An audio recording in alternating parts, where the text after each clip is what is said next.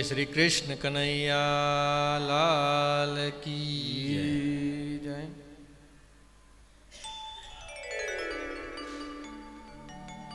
આનંદ આવ્યો ટ્રેનની મુસાફરીમાં બધાને? એ કોઈની મુશ્કેલી પડી હોય તો ક્ષમા કરજો. આમાં શું યાત્રા, આપણે અહીંયા ફરવા નથી આવ્યા, યાત્રા કરવા આવ્યા છે. ને યાત્રાનો મતલબ શું થાય? યા એટલે યાત્રા, યાતના તમે ભોગવો એનું નામ યાત્રા. યાત્રા કરો એટલે થોડી યાતના થાય, પણ એના ફળ યાત્રાના જે છે ને ફરવા જવો એના કરતાં ઘણા મધુર હોય. કારણ કે અહીંયા તમે જે કંઈ પણ નાનું મોટું કષ્ટ વેઠ્યું હોય એ પરબ્રહ્મ પરમાત્માના લોકમાં જાઓ એટલે એ કષ્ટ જે છે તમારું સુખમય બની જાય. અહીંયા તમને કદાચ ટીસી બેસવા દે કે ના બેસવા દે, પણ ત્યાં પરમાત્માના ત્યાં તમે જાઓ, કારણ કે આ નશ્વર દેહ જે આવ્યો છે જવાનો તો છે, કારણ કે કન્ફર્મ ટિકિટ લઈને આવ્યા છીએ આપણે પાછા જવાની. એટલે ત્યાં જઈએ તો ત્યાં આપણું રિઝર્વેશન ઓકે હોય, ત્યાં આગળ તમારું રહેવા જમવાની બધી વ્યવસ્થા અપ ટુ ડેટ હોય પરમાત્માના ધામમાં જઈએ એટલે. આપણે બધા એ કલ્યાણ માટે અહીંયા આવ્યા છીએ. કળિયુગની અંદર 18 પુરાણોની અંદર એક જ એવું પુરાણ છે જે ગર્જના કરીને કહે છે કે તમે મારા શરણે આવો, હું તમારું મૃત્યુ સુધારી દઈશ. જીવન તો અત્યાર સુધી આપણે જીવ્યા, અને જીવન જીવવાની જો કળા શીખવી હોય, જીવન કઈ રીતે જીવાય એની જો કળા શીખવી હોય તો એ રામચંદ્ર ભગવાન છે, અને એમનું છે રામાયણ. રામાયણનું તમે પઠન કરો એટલે રામાયણના પઠનની અંદર, રામાયણ તમે વાંચો એટલે જીવન કઈ રીતે જીવાય એના એક એક લક્ષ્ય અને એક એક ધ્યેય તમને એટલા ઊંચા શિખરે મળે કે એની કોઈ કલ્પના ના થઈ શકે. આપણા માતા પિતા સાથે કઈ રીતે રહેવું, આપણા ભાઈ બાંધવ હોય એમની સાથે કઈ રીતે રહેવું, ધર્મપત્ની હોય એની સાથેનો વ્યવહાર કેવો હોય, આપણા સંતાનો હોય સંતાન પ્રત્યેનો વ્યવહાર કેવો હોય, મિત્ર ને બાંધવો માટેનો વ્યવહાર કેવો હોય, બધું તમને રામાયણની અંદર મળે. અને એ નિયમો તમે બધા શીખી જાઓ તો જીવન બહુ સરળ થઈ જાય. કારણ કે આ જીવનમાં જે આવ્યા હોય સુખ અને દુઃખ એ તો બધાના જીવનમાં આવવાનું જ છે, કોઈ એવું નથી. ઘણી વાર એવો પ્રશ્ન કર્યો કે મહારાજ અમે તો કેટલી ભક્તિ કરીએ છીએ, કેટલું આમ ભગવાનની આરાધના કરીએ છીએ, પણ દુઃખ જતું જ નથી. કંઈક ને કંઈક દુઃખ ચાલુ જ હોય.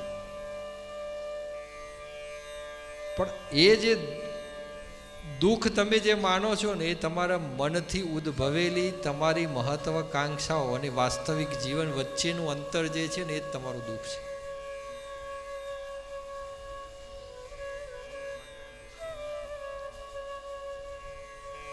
પણ એ દુઃખને તમે સહજ રીતે અપનાવી લો, એટલે કે જે મનની મહત્વાકાંક્ષાઓ હોય, હવે 14 વર્ષનો વનવાસ અને જે વનમાં કે સવારે રાજ્ય અભિષેક થવાનો હોય અને આખા નગરમાં એમ થઈ ગયું હોય હવે રામજી ભગવાન વનમાં જે ગાદીએ બેસવાના છે, અને ગાદીએ બેસવાના હોય ને અચાનક વનમાં જવું પડે તો કલ્પના કરો અત્યારના જમાનામાં આવી રીતે કોઈ છોકરાને કીધું હોય કે ભાઈ તને આ કંપનીનો ભાર તારા માથે આપવાનો છે, અને આ કંપની હવે કોઈ પણ મેનેજિંગ ડિરેક્ટર તારે બનવાનું છે અથવા CEO કંપનીનો બનવાનું છે, કોઈના ફાધર મોટા બિઝનેસમેન હોય ને સારામાં સારી મોટી કંપની હોય ને એનો કંપનીનો કાર્યભાર આપવાનું નક્કી કર્યું હોય, અને છેલ્લી ઘડી એમ કહેવાનું ભાઈ તને કંપનીમાંથી હવે કાઢી મૂકવામાં આવે છે. સવારે દસ્તાવેજ કરવાનો ટાઈમ હોય ને એની CEO બનવાનું હોય એટલે સિગ્નેચર કરવા પડે, અને એવા સમયની અંદર કહ્યું હોય કે હવે કંપનીમાંથી તમને બિલકુલ બરતરફ કરવામાં આવે છે, તો એ છોકરો અત્યારે એના પિતાજી બીજા કંપનીના જે હોય એમનું કયું માને કે એમના પ્રત્યે વિદ્રોહ કરીને ઊભો રહે. અત્યારની પરિસ્થિતિ શું થાય?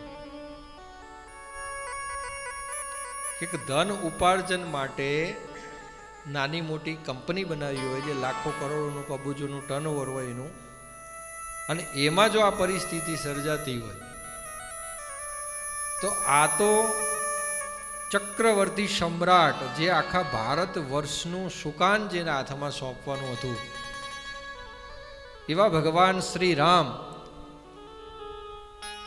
અને એમને જે ખબર પડી કે પિતાજીના કક્ષમાં બોલાવે છે, પિતાજી તો કંઈ બોલી શકતા નથી, માતાજીએ બધી હકીકત કીધી.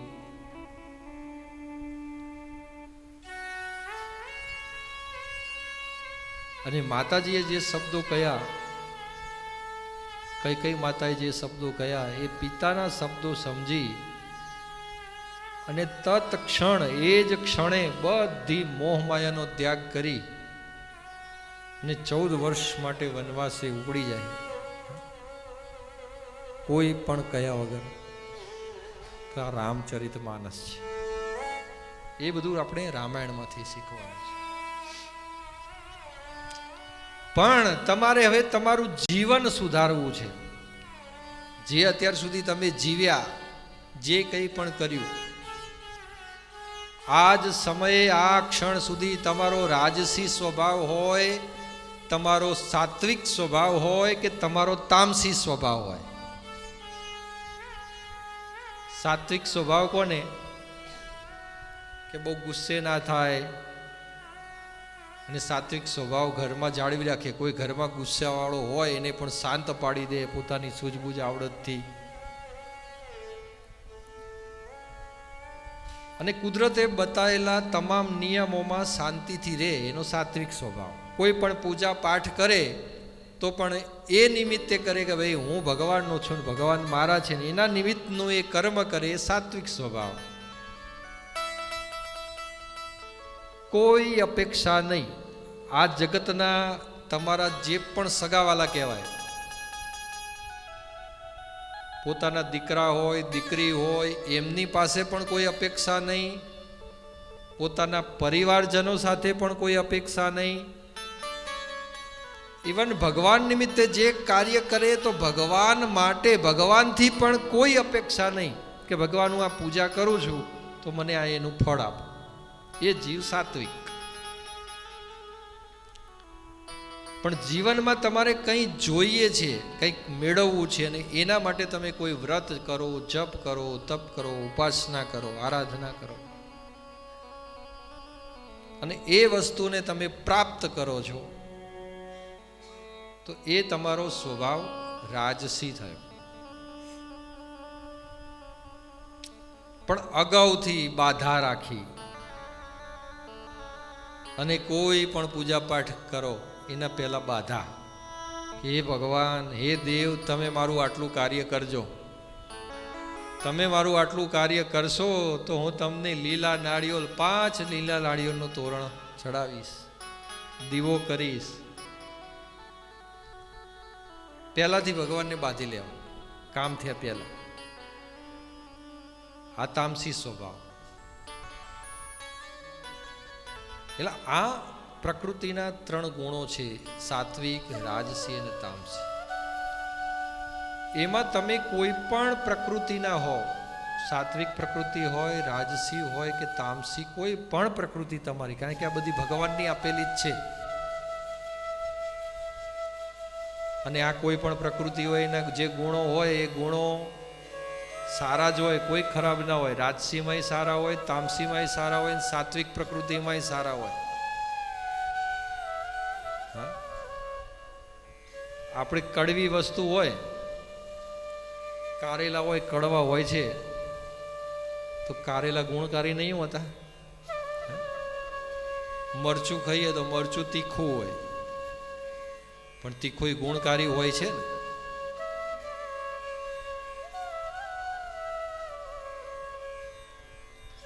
એટલે મરચું તીખું હોય તો એ ગુણકારી હોય, એ કારેલા કડવા હોય તો એ કડવા છે છતાં ગુણકારી છે. એવી રીતે આપણા જીવનની અંદર કોઈ પણ માણસ સાત્વિક સ્વભાવના હોય, રાજસી હોય કે તામસી હોય, પણ પરિવારની અંદર જ્યારે તમે રહેતા હોય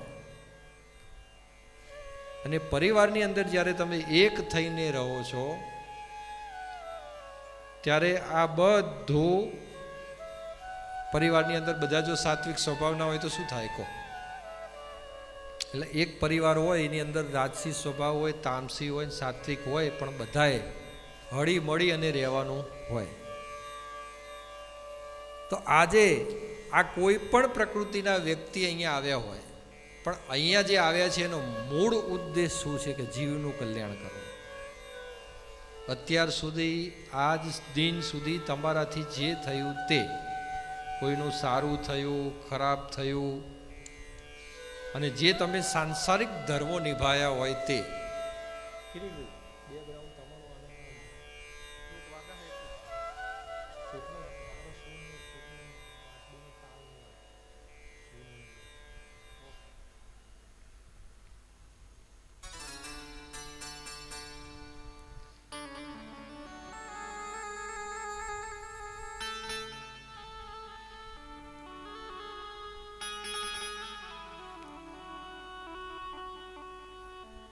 એટલે એ પ્રમાણે હવે આપણે ભગવાન શ્રી હરિ નારાયણના પરમ ગુણાનુવાદ કરવા આવ્યા છીએ. અને એ પણ કાશી જેવી નગરીમાં. કાશી નગરી માટે એવું કહેવાયું છે કે કાશીની અંદર શિવપુરાણ વાંચો કે શિવપુરાણની અંદર 12 જ્યોતિર્લિંગનું મહત્વ છે. અને 12 જ્યોતિર્લિંગની અંદર કોટી રુદ્ર સંહિતા જ્યારે તમે વાંચો ને, કોટી રુદ્ર સંહિતાની અંદર 12 જ્યોતિર્લિંગ છે. 12 જ્યોતિર્લિંગની અંદર કાશીનું મહત્વ વર્ણવ્યું છે કે આ કાશી નગરીની અંદર એક પણ પ્રકારનું તમે પવિત્ર કાર્ય કરો ને, કોઈ પણ તમે દાન કર્યું, કોઈ પણ મંત્ર જાપ કર્યા, કોઈ પણ પૂજાપાઠ કરી, જે કંઈ પણ, એનું તમને 1 લાખ ગણું ફળ પ્રાપ્ત થાય છે. 1 રૂપિયો તમે દાન કર્યું હોય તો 1 લાખ રૂપિયા તમારા કન્ફર્મ. એક મંત્રની મંત્ર માળા કરી હોય તમે, એક મંત્ર જાપની 1 માળા ફક્ત, તો 1 લાખ માળા કર્યા બરાબર ફળ આ કાશી નગરીની અંદર મળે છે. અને કાશી નગરીની અંદર જેનું મૃત્યુ થાય એનો મોક્ષ સિદ્ધ છે. જે કંઈ પણ એને કર્મ કર્યા હોય તો એની અંદર શાસ્ત્રમાં લખ્યું છે કે કર્મ પ્રમાણે એને યાતના ભોગવવી પડે. કર્મ જે કર્યા હોય તો કર્મથી એની જે અશુદ્ધિ ઉત્પન્ન થઈ હોય એમાંથી એને શુદ્ધ થવું પડે. થોડા કર્મો એવા કર્યા હોય તો એને નર્ક તો ભોગવવું પડે જો પાપ કર્મ કર્યું હોય. પણ એની અંદરથી શુદ્ધિકરણ થયા પછી એનો મોક્ષ સિદ્ધ છે. કાશીની અંદર માત્ર મનુષ્ય જ નહીં, પણ શિવ પુરાણની અંદર એવું કહેલું છે કે મનુષ્ય સિવાય કોઈ પણ પશુ હોય, પક્ષી હોય, એ પણ કાશીનો જે ક્ષેત્ર છે, કાશી ક્ષેત્રની અંદર એનું મૃત્યુ થાય છે તો એનો પણ મોક્ષ સિદ્ધ છે. કોઈ પણ કીટ, પશુ, પતંગ, આ કોઈ પણ નું મૃત્યુ થાય. શાસ્ત્રની અંદર કાશીથી પવિત્ર જગ્યા જે છે કોઈ બતાવવામાં આવી નથી મોક્ષ સિદ્ધ પ્રાપ્ત કરવા માટે. કારણ કે વિશ્વની ઉત્પત્તિનું કારણ સૌ પ્રથમ ભગવાન શિવ જે અજન્મા હતા, નિરંજન નિરાકાર રૂપ, કોઈ આકાર નહીં, અને એમને સાકાર સ્વરૂપ થવાની ઈચ્છા થઈ કે મારે નિરંજન નિરાકારમાંથી સાકાર સ્વરૂપ ધારણ કરવું છે. ત્યારે પ્રકૃતિ અને પુરુષ તત્વમાંથી ભગવાન શિવ ઉત્પન્ન થયા, જેમને પ્રકૃતિનું સર્જન કર્યું અને પુરુષ સ્વરૂપે ઉત્પન્ન થયા. અને એ જે પુરુષ સ્વરૂપે જે ઉત્પન્ન થયા એ બીજું કોઈ નહીં, એ જ ભગવાન શ્રી હરિ નારાયણ. અત્યાર સુધીની કથા તમે સાંભળી હશે તો નાભીમાંથી કમળ ઉત્પન્ન થયું ને કમળ ઉત્પન્ન થયું અને એમાંથી બ્રહ્માજી ઉત્પન્ન થયા. પણ ભગવાન નિરંજન નિરાકાર હતા, કોઈ આકાર નહીં. એમને જ્યારે સાકાર સ્વરૂપ ધરવાની ઈચ્છા થઈ ત્યારે પ્રકૃતિમાંથી બે સ્વરૂપ ઉત્પન્ન થયા ભગવાન શિવમાંથી. પહેલા એમનામાંથી શિવ અને પાર્વતી અદ્રશ્ય સ્વરૂપમાં ઉત્પન્ન થયા. સાકાર સ્વરૂપમાંથી શિવ અને ઉમા બે અદ્રશ્ય સ્વરૂપમાં ઉત્પન્ન થયા. અને એ અદ્રશ્ય સ્વરૂપ જે ઉત્પન્ન થયું એની અંદરથી જે માં ઉમા છે એમની જે કાર્ય છે એમાંથી પ્રકૃતિ ઉત્પન્ન થઈ. અને ભગવાન શિવ છે, શિવના જ સ્વરૂપમાંથી ભગવાન શ્રી હરિ નારાયણ ઉત્પન્ન થયા. એ નારાયણે કહ્યું, એ નારાયણને ભગવાને આજ્ઞા કરી કે તમે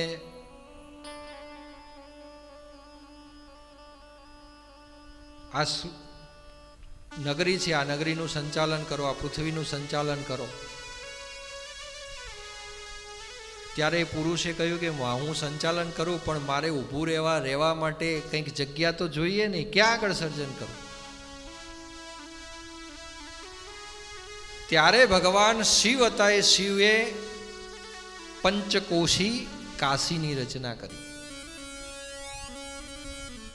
અને એ પંચકોશી કાશી જે ભગવાને પંચ તત્વો ભગવાન શિવે બનાવ્યા, એ પંચકોશી કાશી માત્ર વાયુમંડળમાં ફરતી હતી, સ્થિર નથી. અને વાયુમંડળમાં જ્યારે કાશી નગરી ફરતી હતી ત્યારે જે પુરુષ તત્વ ઉત્પન્ન થયું છે, એ પુરુષ તત્વએ જ્યારે કલ્પના કરી કે મારે બેસવું ક્યાં, કઈ રીતે હું આ સંચાલન કરું, ત્યારે એ પંચકોશી કાશી જે છે એ કાશી નગરી એ પુરુષ તરફ આવીને ઊભી રહી. અને એ પુરુષ બીજું કોઈ નહીં પણ ભગવાન શ્રી હરિ નારાયણ. આ બધું ગુપ્ત જ્ઞાન છે, બહુ ગુપ્ત છે, આ રહસ્યવાળું છે, ક્યાંથી ક્યાં ઉત્પત્તિ થઈ. તમે ભાગવતજી વાંચો તો ભાગવતજીમાં નારાયણની ઉત્પત્તિ જ નહીં આવે. જે શાસ્ત્રનો ગહન અભ્યાસ કરેલો હોય તો તમને આ બધું સમજાઈ શકાય. અને ભાગવતજીમાં વાત છે પણ સનાતન સત્ય છે કે પ્રથમ પુરુષનું પ્રાગટ્ય, પ્રથમ આ જગતમાં કોણ આવ્યું? તો નિરંજન નિરાકાર તો ભગવાન શિવ હતા, પણ સાકાર સ્વરૂપે જે પ્રગટ થયા એ ભગવાન શ્રી હરિનારાયણ છે. અને એ પંચકોશી તત્વની અંદર ભગવાન શ્રી હરિ નારાયણે ઉપાસના કરી, આરાધના કરી. અને કેવી આરાધના? અવિરત આરાધના. કે એ આરાધનાથી અને તપના બળથી ચારે બાજુ ભગવાન શ્રી હરિ નારાયણના શરીરમાંથી પાણીના ફુવારા વહેવા લાગ્યા. ચારે બાજુ જળ જળ જળ, ચારે બાજુ જળ વ્યાપ્ત થઈ ગયું. અને આ પંચકોશી કાશી જે અત્યારે આપણે બિરાજમાન છીએ, એ કાશી જળની અંદર ડૂબવા લાગી. ને જળની અંદર જ્યારે ડૂબવા લાગી તો એવા સમયની અંદર શિવનું આરાધન કર્યું. અને શિવનું આરાધન કર્યું એટલે ભગવાન શિવે પોતાની ત્રિશૂળ ઉપર કહેવાય, એ ત્રિશૂળ ઉપર કાશી નગરીને ધારણ કરી.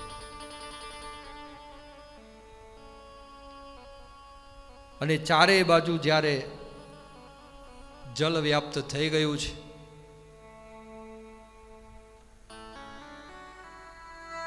ત્યારે ભગવાન શ્રી હરિ નારાયણને એવી ઈચ્છા થઈ કે હવે તપ કરી અને ઘણો થાક્યો છું, તો હવે કંઈક વિશ્રામ કરું.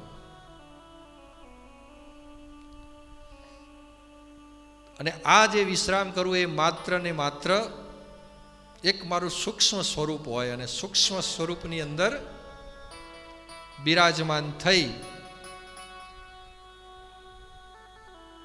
અને વિશ્રામ કરું. જ્યારે ભગવાનને આવી ઈચ્છા થઈ સૂક્ષ્મ રૂપ ધરવાની, એવાની અંદર જ ભગવાન શ્રી હરિ નારાયણ હતા, એ નારાયણનું સ્વરૂપ બાલ્ય અવસ્થાનું થઈ ગયું. અને એ પણ કેવું, જે નાનું બાળક હોય એનાથી પણ સૂક્ષ્મ સ્વરૂપ. અને જલની અંદર વિશ્રામ કરવાનો જ્યારે નિર્ણય લીધો તો જલની અંદરથી ધીમે ધીમે ધીમે એ જલની અંદર એક વડનું પાંદડું, જે કહેવાય વડનું પાંદડું, ભગવાન પાસે આવે છે. ભગવાન સૂક્ષ્મ રૂપ ધરી અને વડના પાંદડા ઉપર બિરાજમાન થઈ જાય છે. ને વડના પાંદડા ઉપર સૂક્ષ્મ રૂપ ધરી અને ભગવાન શયન કરે છે. કરારવિંદે નપદારવિંદમ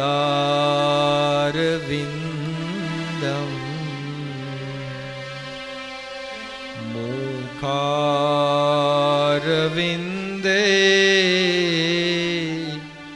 વિનિવેશયંતમ વટસ્ય પુટેશયાનમ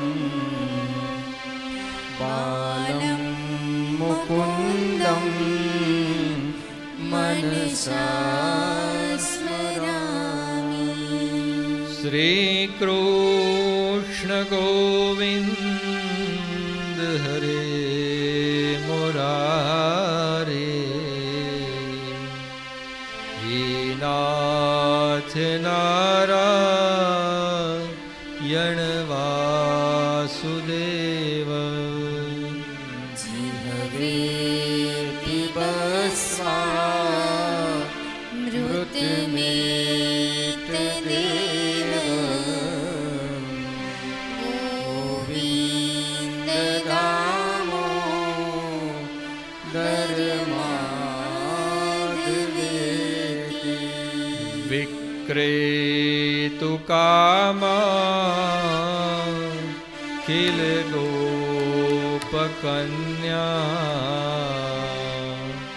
મુરારી પાદાર્પિત ચિત્તવૃત્તિ. નદ્યાદિકં મોહવશાદ મોચ ગોવિંદ દામો ધર્માદવેતિ. ગૃહે ગૃહે ગોપવધૂ કદંબા સર્વે મિલિત્વા સમવાપ્ય યોગમ. પુણ્યાનિ નામાનિ પઠન્તિ નિત્યં ગોવિંદ દામો ધર્માદવેતિ. સુખમ શયાનાનિલય નિજેપી નામાનિ વિષ્ણુ પ્રવદન્તિ મર્ત્યા. નિશ્ચિतं તન્મયતા વ્રજન્તિ ગોવિંદ દામો ધર્માદવેતિ. જીહવે સદેવં ભજ સુંદરાણી નામાનિ કૃષ્ણસ્ય મનોહરાણી. સમસ્ત ભક્ત્યાર્તિ વિનાશિનાની ગોવિંદ દામો ધર્માદવેતિ. સુખાવ અવસાને ઇદમેવ સારમ દુઃખાવસાને ઇદમેવ જ્ઞેયમ દેહાવસાને ઇદમેવ જાપ્યમ ગોવિંદ દામો ધર્માદ્વેતિ. શ્રી કૃષ્ણ રાધવ ગોકુલેશ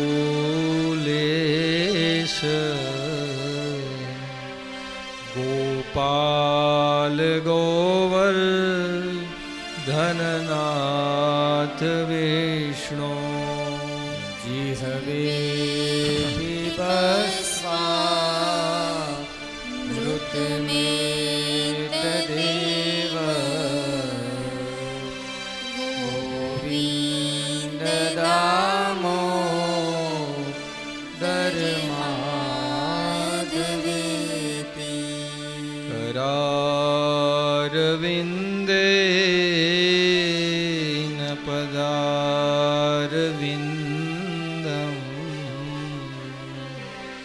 મુખારવિંદે વિનિવેશયંતમ વટસ્ય પત્રસ્ય પુટે શયાનમ બાલમ મુકુંદમ મનસા સ્મરામિ. બોલીએ શ્રી કૃષ્ણ કનૈયા લાલ કી જય. જય. આમ ભગવાન બાલ્ય સ્વરૂપની અંદર ઘણા વર્ષો સુધી નિંદ્રામાં રહ્યા અને પછી તેમની આંખ ખુલી અને એમને એમ થયું કે ભેરી હવે મારે એકમાંથી અનેક થવું છે. ત્યારે કલ્પના માત્રથી જે વડનું પાંદડું હતું એ ધીમે ધીમે શેષનાગની શૈયા બની ગઈ અને ભગવાન શ્રી હરિનારાયણે પોતાનું મૂળ સ્વરૂપ ધારણ કર્યું. મૂળ સ્વરૂપ ધારણ કર્યું અને એમને જ્યારે એકમાંથી અનેક થવાની ઈચ્છા થઈ ત્યારે એમની નાભીમાંથી કમળ પ્રગટ થયું. કમળમાંથી બ્રહ્માજી ઉત્પન્ન થયા. બ્રહ્માજીને થયું કે ભાઈ હું કોણ છું, ક્યાંથી આવ્યો, મારું કાર્ય શું. એ નાળની અંદર ઘણા વર્ષો સુધી જે કમળની નાળ આવે એમાં ફરતા રહ્યા પણ એમને કંઈ તાળો મળ્યો નહીં. ફરીથી પાછા કમળ ઉપર આવ્યા. કમળ ઉપર આવીને બિરાજમાન થયા ત્યારે એમને શબ્દ સંભળાયો, તપ કરો, તપ કરો, તપઃ તપઃ તપઃ. અને બ્રહ્માજીએ પછી તપ કર્યું. ત્યારે ભગવાન શ્રી હરિનારાયણ એમને પ્રાપ્ત થયા અને એમને પછી આ સૃષ્ટિનું સર્જન કર્યું. બધું વિવરણ આવશે ભાગવતજીની અંદર, બધું જ વિવરણ આવશે. પણ એવી રીતે સૃષ્ટિનું આ સર્જન થયું. તો સૃષ્ટિનું જે સર્જન થયું એ સર્જનની બહાર બ્રહ્માજીએ જે સૃષ્ટિનું સર્જન કર્યું એ સર્જનની અંદર બ્રહ્માજીના સર્જનની પણ જે બહાર છે એ આ વારાણસી, આ કાશી નગરી છે. અને એ કાશી નગરીની અંદર આપણે કથા શ્રવણ કરવા બિરાજમાન થયા છે. જ્યારે આ પૃથ્વીનો પ્રલય થઈ જાય છે અને બધું નાશ પામે છે, કંઈ જ નથી રહેતું, છતાંય આ કાશી નગરી એ અવિરત રીતે રહે છે, એ નાશ પામતી નથી. ના ભૂકંપથી, ના પ્રલયથી, આદિ અનાદિકાળથી જેનું સામ્રાજ્ય અને જેનું રાજ્ય ચાલતું આવ્યું છે એ ભગવાન કાશી વિશ્વનાથની પ્રિય નગરી અને જે વિશ્વ નું જે સંચાલન કરી રહ્યા છે, જે બ્રહ્માંડનું સંચાલન કરી રહ્યા છે, એવા દેવાધિદેવ મહાદેવની નગરી એટલે આ કાશી નગરી. અને એ કાશી નગરીની અંદર આપણે ભગવાન શ્રી હરિ નારાયણના ગુણાનુવાદ કરી આપણે આપણા આત્માનું સ્વકલ્યાણ કરવા માટે અહીંયા પધાર્યા છીએ. હરે હરે મહાદેવ શંભો કાશી વિશ્વનાથ શંભો. હરે હરે મહાદેવ શંભો કાશી વિશ્વનાથ શંભો. મહાદેવ શંભો હર હર વિશ્વનાથ શંભો. હર હર મહાદેવ શંભો કાશી વિશ્વનાથ શંભો. હર હર મહાદેવ શંભો કાશી વિશ્વનાથ શંભો. હર હર મહાદેવ શંભો કાશી વિશ્વનાથ શંભો. હર હર મહાદેવ શંભો હર હર વિશ્વનાથ શંભો. હર હર મહાદેવ શંભો કાશી વિશ્વનાથ શંભો. હર હર મહાદેવ શંભો અમરનાથ શંભો. હર હર મહાદેવ શંભો કાશી વિશ્વનાથ શંભો. હર હર મહાદેવ શંભો અમરનાથ શંભો. હર હર મહાદેવ શંભો કાશી વિશ્વનાથ શંભો. હર હર મહાદેવ. હર હર મહાદેવ. હર હર મહાદેવ. હર હર મહાદેવ. હર હર મહાદેવ. હર હર મહાદેવ. હર હર મહાદેવ. બોલો નમઃ પાર્વતી પતિ. હર હર મહાદેવ.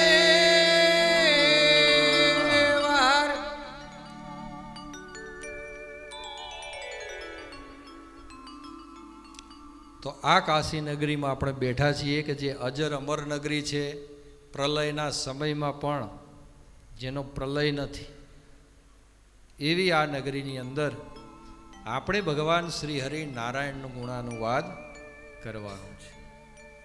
તો પહેલો દિવસ આવે છે મહાત્મ્યનો. તો મહાત્મ્ય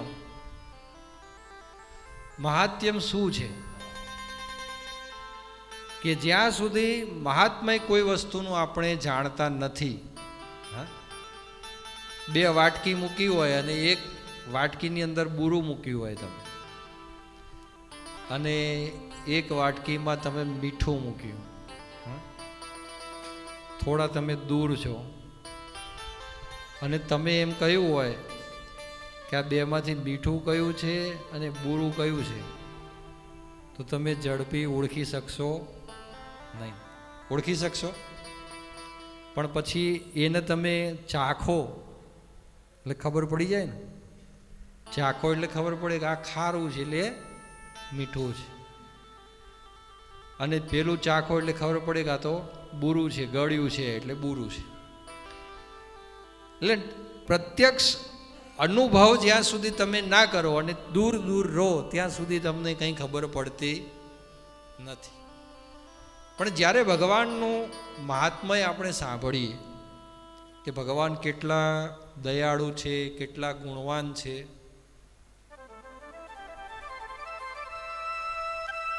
તો જે છે ને આપણે એમને ઓળખી શકીએ.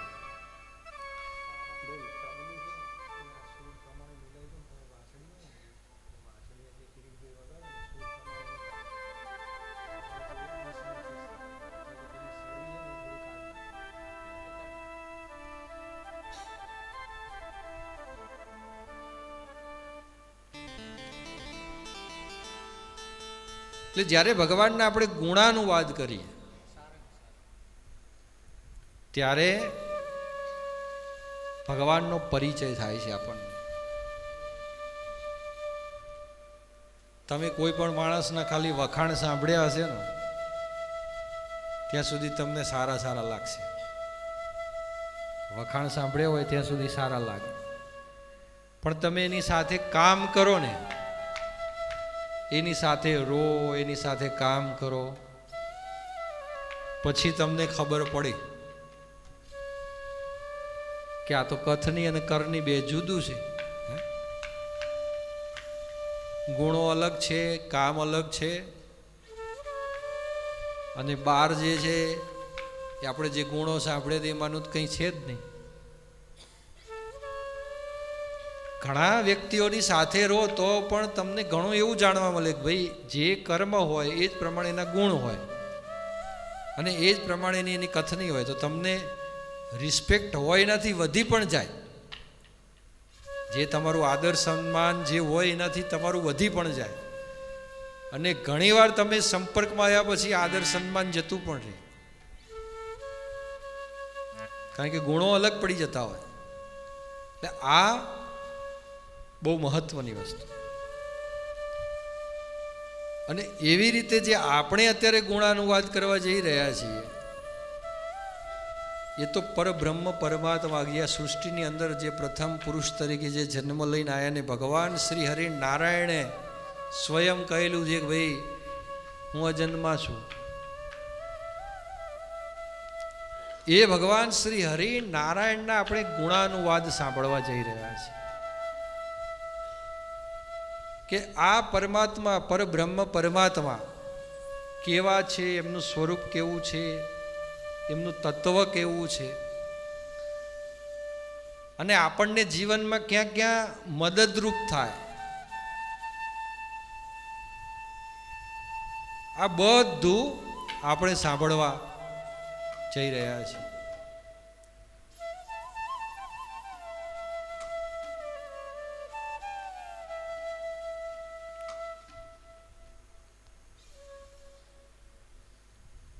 તો આપણે બધા ધ્યાન કરીશું અને મહાત્મયની અંદર પ્રવેશ કરીશું. સચ્ચિદાનંદ રૂપાય વિશ્વોત્પત્યાદિ હેતવે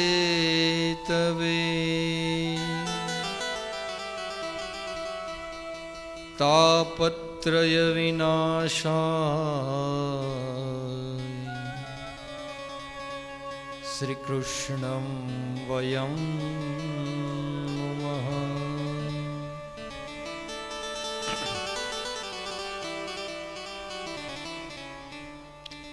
આ એક જ શ્લોકની અંદર ઘણું બધું ભગવાનના મહાત્મયની અંદર કહી દીધું છે.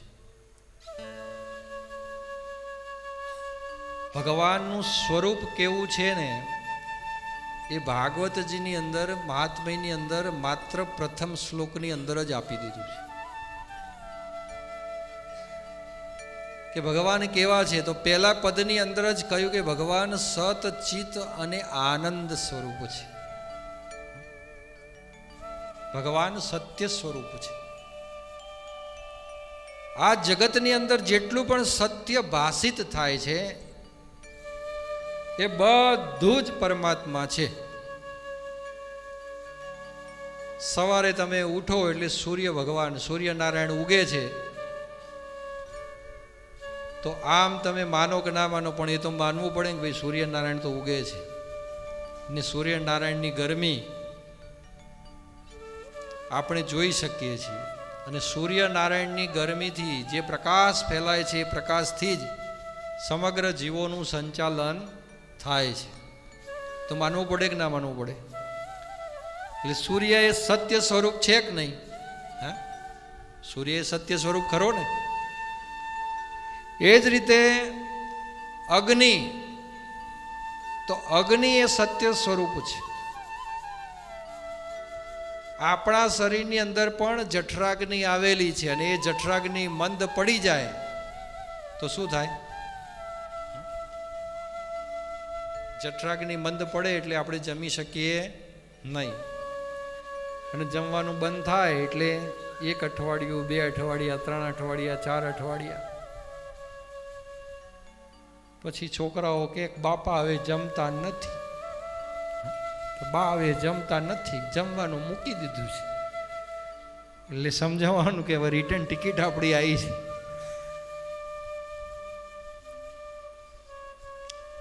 એટલે એ સત્ય સ્વરૂપ છે. અગ્નિ છે એ સત્ય સ્વરૂપ છે. આ પૃથ્વી છે એ સત્ય સ્વરૂપ છે. જેટલા પણ વાયુ વહી રહ્યા છે, વાયુ એ સત્ય સ્વરૂપ છે. જલ એ સત્ય સ્વરૂપ છે. અગ્નિ, પૃથ્વી, વાયુ, જલ આ બધું સત્ય સ્વરૂપ છે. અને આ સત્ય સ્વરૂપ આપણે પ્રત્યક્ષ નિહાળી શકીએ છીએ. અને એ જ પ્રમાણે ભગવાન શ્રી હરિ નારાયણ પણ સત્ય સ્વરૂપ છે. આ બધું જેટલું આ જગતની અંદર જેટલું પણ આપણે જોઈએ છીએ કે નહીં આ વસ્તુ છે અને આને નકારી શકાય નહીં. વાયુ છે, વાયુને તમે નકારી શકો? અને કોઈ એમ કે હા હું નકારી શકું તો 5-10 મિનિટ અહીંયા વાયુ લીધા વગર બેસો, હે નાસકોરું બંધ કરીને બેસો એટલે ખબર પડે. જે વસ્તુની આપણે ના કહી જ ના શકીએ એ સત્ય સ્વરૂપ છે. અને એ જે સત્ય સ્વરૂપ છે એ જ પરમ તત્વ, એ જ ઈશ્વર છે, એ જ ભગવાન શ્રી હરિ નારાયણ છે. સૂર્યનારાયણ છે અને આપણે કોઈ રોશની ઉછીની આપીએ છીએ? આપણે તો આ ટ્યુબલાઇટ ને બધા બલ્બ ને બધું લગાવીને બેઠા છીએ. તો આપણે તો કેવું છે કે જે કોઈ પણ વીજ કંપની અહીંયા ચલાવતી હશે આ બધું, અને જેણે વીજળી ઉત્પન્ન કરી હશે એની પાસેથી આ સંસ્થામાં આપણે અહીંયા રહીએ છીએ એટલે મીટર લીધા હશે, અને મીટર પ્રમાણેના યુનિટ રીડિંગ આવે એ પ્રમાણે આપણે એનું મહેનતાણું જે હોય એ ભરતા હોઈએ. એટલે આ જે છે એ પ્રત્યક્ષ સ્વરૂપ નથી, પરોક્ષ રીતે આપણે એને મેળવીએ છીએ. જે ઉત્પન્ન કરવાવાળા છે એ પણ પરોક્ષ રીતે ઉત્પન્ન કરે છે. પરંતુ પરમ કૃપાળુ પરમાત્મા જે છે એ તો સત્ય સ્વરૂપ છે. એ સ્વયં પ્રકાશિત છે, બીજાનો પ્રકાશ કોઈ લેતા નથી. સૂર્યને પણ સ્વયં પ્રકાશ આપે છે અને સૂર્ય પ્રકાશથી આ સૃષ્ટિનું સંચાલન કરે છે. એટલે સત્ય સ્વરૂપ છે. એટલે ભગવાન શ્રી હરિનારાયણ સત્ય સ્વરૂપ છે. એમનું ચિત્ત એ બ્રહ્મ સ્વરૂપ છે, પરબ્રહ્મ છે. અને પોતે આનંદ સ્વરૂપ છે. એટલે કહ્યું સતચિત આનંદ. સચ્ચિદાનંદ રૂપાય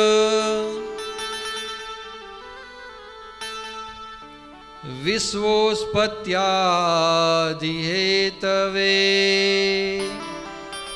વિશ્વોત્પત્યાદિ હેતવે કે આ જગતને જે સંચાલન કરે છે, જેને આ સૃષ્ટિ બનાવી છે એનું સંચાલન કરે છે અને એનો લય પણ કરે છે, જે આ સમગ્ર સંસાર જે ચલાવે છે. એટલે કે વિશ્વોત્પત્યાદિ હેતવે તાપત્રય વિનાશાય. આપણા જીવનમાં 3 પ્રકારના તાપ હોય છે: આધ્યાત્મિક, આધિદૈવિક અને આધિભૌતિક. તમારે આધ્યાત્મિક ઉન્નતિ કરવી હોય પણ કાં તો શરીર તમને સાથ ના લે તો શું કરો તમે? તમારે કોઈ પણ મંત્ર સિદ્ધ કરવો છે પણ તમે કલાક બેસી જ ના શકતા હોય મંત્ર તમે કઈ રીતે સિદ્ધ કરો? એટલે આધ્યાત્મિક ઉન્નતિ માટે પણ ભગવાનની કૃપા જોઈએ. પરમાત્માની કૃપા ના હોય તો આધ્યાત્મિક કાર્ય તમારું કોઈ સિદ્ધ થઈ શકતું નથી. અને જો પરમાત્માની કૃપા હોય તો આજે સર્જરી થઈ, મારો 21મો દિવસ છે. સર્જરી થઈ 21મો દિવસ છે, છતાંય હું તમને કથા સંભળાઈ રહ્યો છું અને શાંતિથી બેસી. તો આ પરમાત્માની અસીમ કૃપા હોય બદ્રીનાથની કથામાં ગયો તો ત્યાં ઠંડુ વાતાવરણ અને થોડી નસો સંકોચાઈ ગયેલી, થોડી ગાદી બેસવાનું થાય એટલે ગાદી થોડી ખસી ગઈ, એના કારણે નસોનું દબાણ થતું હતું. અને એટલી બધી અસહ્ય પીડામાં મેં કથા કરી. અને આ કથા પહેલાં હું ઓપરેશન નહોતો કરાવવાનો, સર્જરી કરાવવાની ઈચ્છા નથી મારી, હું પછી કરાવી શાંતિથી પહેલાં બધાને. પણ ભગવાન શ્રી હરિનારાયણની કંઈક એવી કૃપા થઈ કે આવતા પહેલાં જ સર્જરી કરાવરાઈ દીધી. પણ મનની અંદર કથા કથા કથા ચાલતું હતું, કથા કઈ રીતે કરીશ કથા.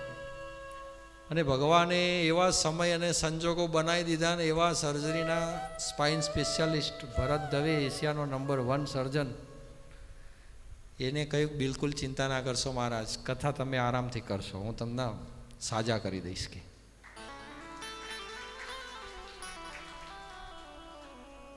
અને સર્જરી એ થઈ જાય ને આજે કથા સંભળાઈ રહ્યો છું. તો આ એની કૃપા છે. જો એની કૃપા ના હોય ને તો ના થઈ શકે. તમારે 10 મિનિટ બેસવું હોય તોય ના બેસી શકો, પણ ભગવાને કંઈક એ સર્જરીમાં મને અનુભવ કરાયો. અને જે ભાગવત કથાનું જ્ઞાન કરાવતા હોય ને, જે તમને ભાગવત કથાનું જ્ઞાન આપતા હોય, એ વક્તાઓની પાસે અદ્ભુત અનુભવો હોય બધા. અને એ અનુભવોને ગ્રહિત થઈ અને તમને કથા કહેતા હોય ને. અનુભવો તો પરમાત્મા જ કરાવે ને, અમે ક્યાંથી? જો શાસ્ત્ર હોય, શાસ્ત્ર વાંચ્યું હોય એ જ પ્રમાણે જો અમે તમને કથા કહીએ તો એ તમને મગજમાં ના ઉતરે.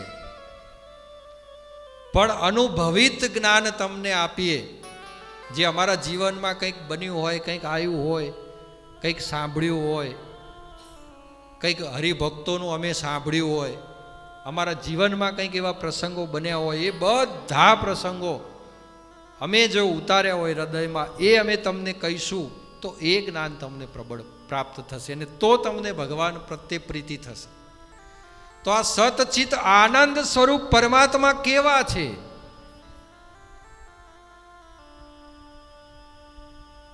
કે તાપત્રય વિનાશાય. જો ભગવાનની કૃપા હોય તો 3 પ્રકારના તાપ તમારા જીવનમાં ક્યારેય રહેતા નથી. એક આધ્યાત્મિક તાપ, કે તમે ગમે એટલી કોશિશ કરો પણ કોઈ કથામાં ના જઈ શકો, તમે ગમે એટલી પ્રયત્ન કરો પણ તમે કલાક કે 2 કલાક, અરે 2 કલાક શું 15-20 મિનિટ તમે માળા ના જપી શકો. કંઈક ને કંઈક સંસારના એવા બંધનો તમને આવી જાય કે બંધનોની અંદર તમે જકડાઈ જાઓ અને પરમાત્માનું નામ તમે ભૂલી જાઓ. પણ જો એની કૃપા થાય તો તમારા બધા આધ્યાત્મિક દુઃખો દૂર થઈ જાય. ઘણા એવું ધાર્યું છે કે ભાઈ મારે ભાગવત કથા 7 દિવસ બેસીને સાંભળવી છે, પણ એમાં એમાં આખી જિંદગી નીકળી જાય અને લાવો ના મળ્યો હોય. કેટલા વ્યક્તિ છે કે પહેલી વાર ભાગવત કથા સાંભળતા હોય એવા, પહેલી વાર ભાગવત સાંભળતા હોય એવા કેટલા હાથ અધ્ધર કરજો, ઊંચો કરજો તો ખબર પડે. હા, તો આ બધાએ ભગવાને તમને અહીંયા બોલાવ્યા છે વિશેષ મહેમાન તરીકે. અને એકવાર જે ભાગવત કથાનું રસપાન કરી લે છે ત્યાં તો મારો ગિરધર ગોપાળ એના હૃદયની અંદર અવિરુદ્ધ થઈ અને બિરાજમાન થઈ જાય છે. અને જ્યાં ભાગવતનો ટવકો પડે ત્યાં તરત જ બધું કામ મૂકી અને દિલ દોડી અને એના તરફ વળી જાય. હે तुम बिन मेरी कौन खबर ले, गोवर्धन गिरधारी श्याम, गोवर्धन गिरधारी. तुम बिन मेरी कौन खबर ले, गोवर्धन गिरधारी श्याम, गोवर्धन गिरधारी श्याम, गोवर्धन गिरधारी. આમ ભગવાન શ્રી હરિનારાયણના શરણે તમે રહો ને તો જીવનમાં કોઈ દુઃખ તકલીફ આધિ વ્યાધિ ઉપાધિ કશું જ નડે નહીં. પણ જો એના વિમુખ થઈ અને હું પણ દાખવ્યું અને એમાંય તમે ગિરધરની ભક્તિમાં એકવાર તમે અહીંયા આવી તો જુઓ, આના શરણે આવો, પછી તમે તમારા મનથી પણ ત્યાગવા જશો ને તો એ આ ના ત્યાગવા દે. હો, બીજાની ભક્તિ તમે કદાચ બદલી દો, પણ આની ગિરધર ગોપાળની ભક્તિ, મારા શામળિયાની ભક્તિ, એ તમને ક્યાંય જવાય ના દે, તમારો પગ ડગવાય ના દે. એવો આ તો બાલુડો આપણો કાનોડો છે. તો તમારા જીવનમાં કોઈ પણ પ્રકારના આધ્યાત્મિક દુઃખો હોય તો ભગવાન શ્રી હરિનારાયણ એમ કહે છે કે મારા શરણે આવી જાઓ, તમારા બધા આધ્યાત્મિક તાપો હું દૂર કરી દઈશ. તમે ખાલી મારું સ્મરણ કરો અને મારા શરણે થઈ જાઓ અને મનમાં એક પાકો નિશ્ચય કરી લો કે મારે ભક્તિ કરવી છે, એટલે ભક્તિના રંગમાં હું તમને રંગાઈ દઈશ. પછી બીજું છે આધિદૈવિક દુઃખ. આધિદૈવિકમાં શું આવે કે ભગવાનને આપણે બાંધીને ભક્તિ કરીએ. મેં હમણાં આગળ કહ્યું, એક તામસી વૃત્તિના વ્યક્તિ હોય ને ભગવાનને બાંધી દે કે ભગવાન તમે મારું આ કામ કરજો તો તમને 5 લીલા નાળિયેરનો તોરણ બંધાઈશ, અથવા તો મારું આ કામ કરજો. એટલે ભગવાન તમારા નોકર છે? હે, તમે કોઈ પણ દેવી દેવતાઓની તમે બાધાઓ રાખો છો તો ભગવાન તમારા ઘરના નોકર રાખ્યા છે કે તમારું કામ કરવા આવે? અરે તમે જેનામાં આસ્થા હોય, ભક્તિ હોય, શ્રદ્ધા હોય, એને તમે દિલથી નમી અને કહો, હકથી માગો. હા, આપણે આપણા ફાધર જોડે, આપણા પિતાજી જોડે કંઈ માગવું હોય, માતા પિતા જોડે કંઈ માગવું હોય તો આમ કેવું કહીએ છીએ કે પપ્પા મને આ લઈ આલો, મમ્મી મને આ લઈ આલો. હે, આપણે હકથી કહીએ છીએ કે તમે તમારા જીવનમાં જે જોઈએ એ હકથી ભગવાનના દરબારમાં માગો, એને પ્રાર્થના કરો. એને બાંધો છો શું કરવા? કે મારું આ કામ થાય તો જ હું આ કરીશ, પછી બાધા કરીશ. દેવ હંમેશા સત્ય વસ્તુ પર ચાલે છે, યાદ રાખજો. કોઈ પણ માતાજી હોય, કોઈ પણ ભગવાનની અંદર તમારી આસ્થા હોય, જે કોઈ પણ દેવની અંદર તમારી આસ્થા હોય, એ દેવ સત્યના આધારે ચાલે છે અને સત્યની શક્તિ છે એનામાં. અને સત્યની શક્તિથી તમે જ્યારે પણ બાધા રાખો તો એ બાધાથી તમારું કામ 100% થાય છે. પણ જ્યારે એ કામ પૂર્ણ થયા પછી એ દેવ પણ તમારી પાસે આશા રાખે કે ભાઈ મેં તારું કામ કર્યું, હવે તું મારું કામ કર. મેં તારું કામ કર્યું, હવે તું મારું કામ કર. અને જ્યારે તમે પછી એ કામ નથી કરતા ત્યારે તમને દેવ યોગે દુઃખ મળે. એમને એમ દેવ દુઃખ નથી આપતા. તમે કોઈ પણ બાધા રાખી, તમારું કામ થઈ ગયું સમયસર, તમે રાખી તો રાખી, પણ તમે સમયસર એ બાધાને પૂર્ણ કરો. પણ જો તમે એ બાધા આજે નહીં, હવે પછી કરીશું, મહિના પછી નહીં, 2 મહિના પછી રાખીશું, એમ કરી ટાઈમ લંબાયો તો પછી સાધુ નામનો વાણિયો કથા આવે છે ને, એમની દીકરીની વાત કરી હતી કે ભાઈ હવે રાજા વ્રત કરતો હતો, કે ભાઈ રાજા પૂછ્યું કે ભાઈ તમે શેનું વ્રત કરો છો? એટલે કે મારા ઘેર ભગવાને બધી ધન સંપત્તિ વૈભવ બધું જ આપ્યું છે, પણ કે શેર માટેની ખોટ છે, દીકરો દીકરી કંઈ આપ્યું નથી, એટલે સંતાન પ્રાપ્તિની કામનાથી હું આ વ્રત કરી રહ્યો છું. આ કે શેનું વ્રત છે? કે સત્યનારાયણ ભગવાનનું. તો વાણીએ વિચાર કર્યો કે રાજા જેવો રાજા વ્રત કરતો હોય તો આની અંદર મહિમા તો હોય. જાણ્યું ખરી પણ માન્યું નહીં, જાણ્યું પણ માન્યું નહીં. ઘેર આવીને પોતાની ધર્મપત્નીને વાત કરી કે જો આ વ્રત કરીએ ને તો આપણે સંતાન પ્રાપ્ત થાય. તો શેઠાણી કે કરી દો ને, આપણી જોડે ધન સંપત્તિ વૈભવ બધું છે તો ખરું. રાજાએ વ્રત કર્યું તો આપણે કરીએ. નાના કે સંતાન ના મળે તો ખર્ચો કરેલો બધો માથે પડે. સંતાન ના પ્રાપ્ત થાય તો ખર્ચો કરેલો બધો માથે પડે. એટલે કે એવી રીતે નહીં, સંતાન પ્રાપ્ત થાય ને પછી આપણે આ વ્રત કરીશું. તો ભગવાનની કૃપા તો જો, ભગવાન જોડે ગિરધર ગોપાળ જોડે બંધાયો, બીજા દેવ જોડે બંધાયો હોય તો સારું હતું. પણ આ તો હવે જગતનો નાથ જગદીશ્વર હવે એને કહે કે ભાઈ તું સંતાન આપે તો હું તારી કથા કરીશ. હે, હવે ભગવાન નારાયણ જોડે જે બંધાયો હોય, નારાયણ પછી છોડે? સંતાન તો આપી દીધું પણ તામસી વૃત્તિ કરી, સારું ભગવાનની કૃપા હતી તો એને કન્યા રત્ન પ્રાપ્ત થયું. કલાવતીનો જન્મ થયો. 16 કળાએ ખીલેલી, અને જેમ ચંદ્ર 1 કળાએ 2 કળાએ 3 કીડાએ ખીલતો જાય એવી રીતે 16 કળાએ ખીલીને એ કન્યા ક્યાંય મોટી થઈ જઈ એ ખબર પડી નહીં. શેઠાણીએ વારંવાર યાદ અપાયું કે નાથ, ભગવાનની કૃપાથી આપણા ઘેર સંતતિ પ્રાપ્ત થઈ, સંતાન પ્રાપ્ત થયું, તો પેલું વ્રત તો કરો, કે થોડી કન્યાને મોટી તો થવા દો પછી વ્રત કરશું. કન્યા મોટી થઈ થોડી, એટલે કે હવે આપણા લગ્ન વખતે બહુ ધામધૂમથી કે ભગવાનનું વ્રત કરીશું. અને છેવટે લગ્નના સમયે ભૂલી ગયો. જો દીધેલા કોલ તમે ભૂલી ગયા, હે, તમે દીધેલા કોલ તો ભૂલી ગયા.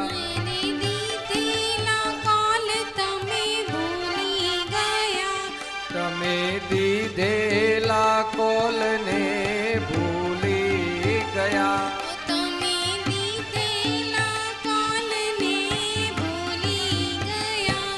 હવે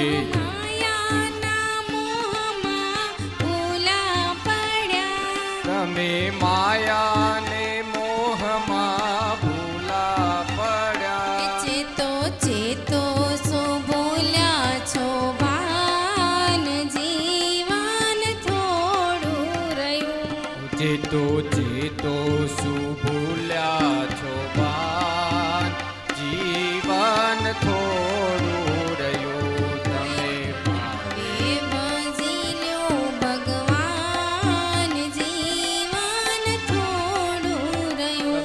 તમે ભાવે ભજી લો ભગવાન, જીવન થોડું રહ્યું. હે કાંઈક આત્માનું કરજો કલ્યાણ, જીવન થોડું રહ્યું. કાંઈક આત્માનું કરજો કલ્યાણ, જીવન થોડું રહ્યું.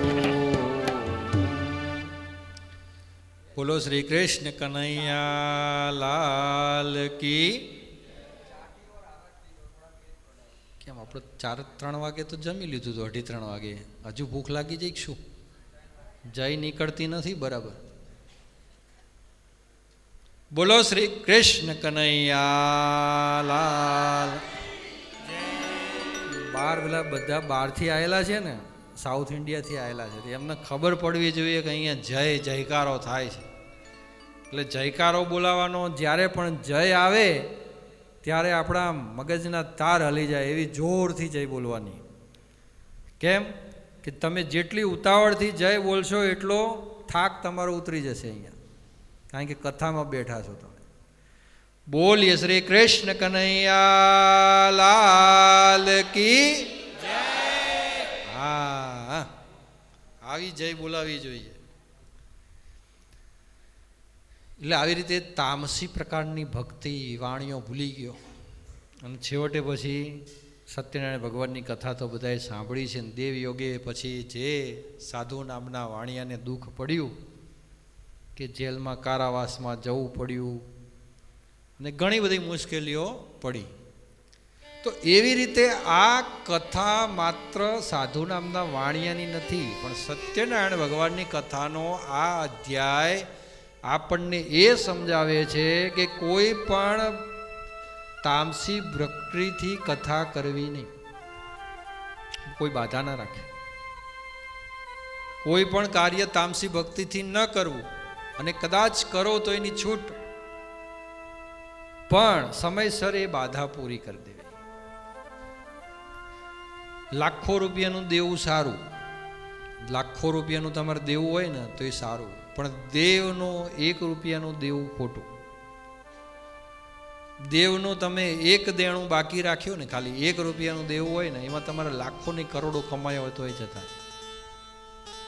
સમયસર જો એનું કામ ના કર્યું, અને એ તમને ખબર કેવી રીતે પડે કે આ મારું જે આ કાર્ય બન્યું છે એ બધું દેવ યોગે થઈ રહ્યું છે. તમારું અનિષ્ટ થવાનું ચાલુ થાય ને, અનિષ્ટ થવાનું જ્યારે ચાલુ થાય ત્યારે આધિ વ્યાધિ અને ઉપાધિ બધું એક સાથે આવે.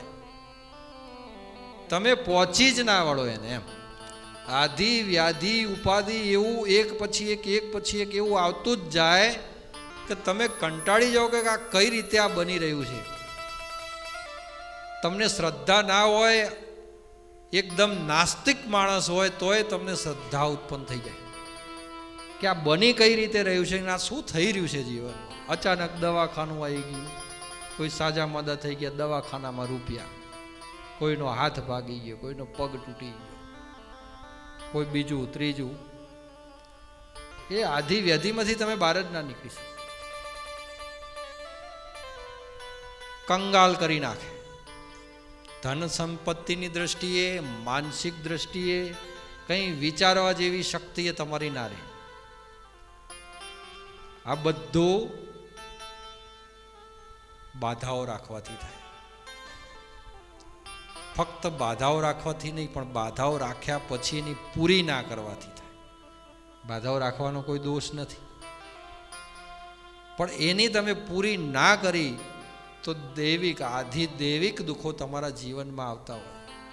પણ ભાગવતજીનું તમે શ્રવણ કરવા બેસો એટલે ભાગવતજી એવું કહે છે કે તમે તમારા જીવનમાં કોઈ પણ પ્રકારની, કોઈ પણ દેવીની દેવતાની જેની પણ બાધા રાખી હોય, તમે અહીંયા મારી આગળ મૂકી દો એને, મારા શરણે થઈ જાઓ, એટલે આ બધી બાધાની પછી કોઈ જરૂર તમારે છે નહીં. એ બધી મને પહોંચી ગઈ. એટલે આ કથા સાંભળવા માટે કોઈ પણ દૈવિક બંધનોમાં હોય તો એમાંથી તમારે મુક્ત થઈ જવું, મનની અંદર પ્રાર્થના કરી લેવી, અથવા તો અહીંયા કથા સાંભળીને જાઓ રિટર્ન, એટલે ભગવાનના જોડે પ્રાર્થના કરી લેવાની કે હે ભગવાન, મેં મારી આ બાધા રાખી હતી પણ પૂરી નથી થઈ શકી, મારું કામ પૂરું થઈ ગયું છે, પણ હું વહેલી તકે બાધા કરી દઈશ, અથવા ના થઈ શકે એવી તો કહી દેવાનું કે બાધા થઈ શકે એવી નથી, તો એ બાધા તમને અર્પણ કરી. એટલે આધિ દૈવિક કોઈ પણ પ્રકારના દુઃખ હોય એમાંથી પણ પરમાત્મા તમને મુક્ત કરી દે. એનું નામ પરમાત્મા છે, એ ભગવાન નારાયણ છે. તાપત્રય, અને ત્રીજો ત્રય જે છે એ આધિ ભૌતિક છે. અને આધિ ભૌતિક જે દુઃખ છે ને એ પરમાત્મા નથી આપતા. આપણું સ્વયં પોતાનું ઊભું કરેલું દુઃખ,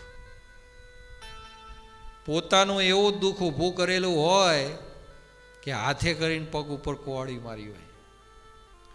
ભગવાને સુંદર મજાનું જીવન આપ્યું હોય, જીવન શાંતિથી જતું હોય, અને પછી કોકનો પરિવાર, કુટુંબ પરિવારમાં, બીજાનું સગા સંબંધીનું, પડોશીમાં કોઈનું કાર્ય જોયું કે ભાઈ 4-વ્હીલર ગાડી હારી લાયા છે, અને પછી આપણી જૂની ગાડી હોય ને નવી ગાડી લાવવાની ઈચ્છા થાય, એટલે એટલા પૈસા તો હોય નહીં.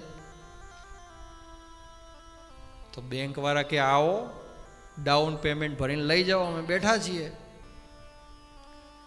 એટલે તરત જ ડાઉન પેમેન્ટ ભરીને ગાડી છોડાવો એટલે તમારો હપ્તો શરૂ. બાજુમાં સુંદર મજાનું વોશિંગ મશીન આવ્યું, અને આપણને થયું કે ભાઈ આપણા ઘરમાં નહીં,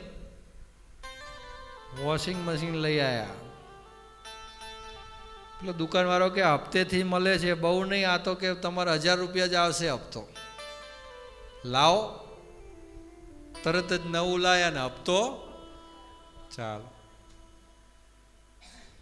પછી ટીવી, ફર્નિચર સારું બનાવ્યું હોય ને પેલા આમ મોટું બનાવ્યું હોય ફર્નિચર, કે હવે આમ જ તમારે નાનું ટીવી માસે નહીં, એલઈડી જોઈએ. એટલે એલઈડી તમારે જેવું એનું બોક્સ બનાવ્યું એ પ્રમાણે એનું લઈ આવો એટલે સીધું 50,000 ટીવી આવે. કિરીટભાઈ 50,000 રૂપિયાનું સીધું ટીવી લાયા, કોઈ પૈસા તો છે નહીં કે શું, કે અત્યારે ફાઇનાન્સમાં મળે જ છે કે તમારે ખાલી સામાન્ય 1,500 રૂપિયાનો 12 હપ્તાનું જ થાય કે 12 મહિનામાં તો પૂરું. ડાઉન પેમેન્ટ ભરી દો, લઈ જાઓ. લઈ આવ્યા. એમ કરતાં કરતાં તો ગાડીનો હપ્તો થઈ ગયો, ટીવીનો હપ્તો થઈ ગયો, ફ્રીજનો થઈ ગયો, વોશિંગ મશીનનો થઈ ગયો. પગાર આવે છે 25,000 કે 30,000 ના હપ્તા થઈ ગયા 20,000. 10,000માં ઘર કઈ રીતે ચલાવવું? હવે ઘેર તો ઘરવાળી જે કે લાવો લાવો, જે તો હાલવાનું હોય આપવાનું જ હોય. તમે આ બધું લાવી આપો તો એ તમારા ઘરવાળા એમ નહીં કે ભાઈ ઘર ખર્ચમાં મને ઓછા આપો, હે? એમાં તો ચાલે જ નહીં. જે થતું હોય તો તમારે આપવું જ પડે. તમે હોનાનો કોળિયો જમાડો તોય સોનેથી મઢી દો, રૂપેથી મઢી દો, ઘેર ટીવી લાવો, ફ્રીજ લાવો, બધું લાવો, પણ જે ઘર ખર્ચો થતો હોય એ તો બાદ થાય નહીં. હવે એ પહોંચી વળો નહીં એટલે પાછું સાંભળવાનું તમારે. જો પહોંચી ના વળતા હોય શું કરવા લાયા? હે, પહોંચી વળતા ના હોય તો શું કરવા? મેં કીધું તું.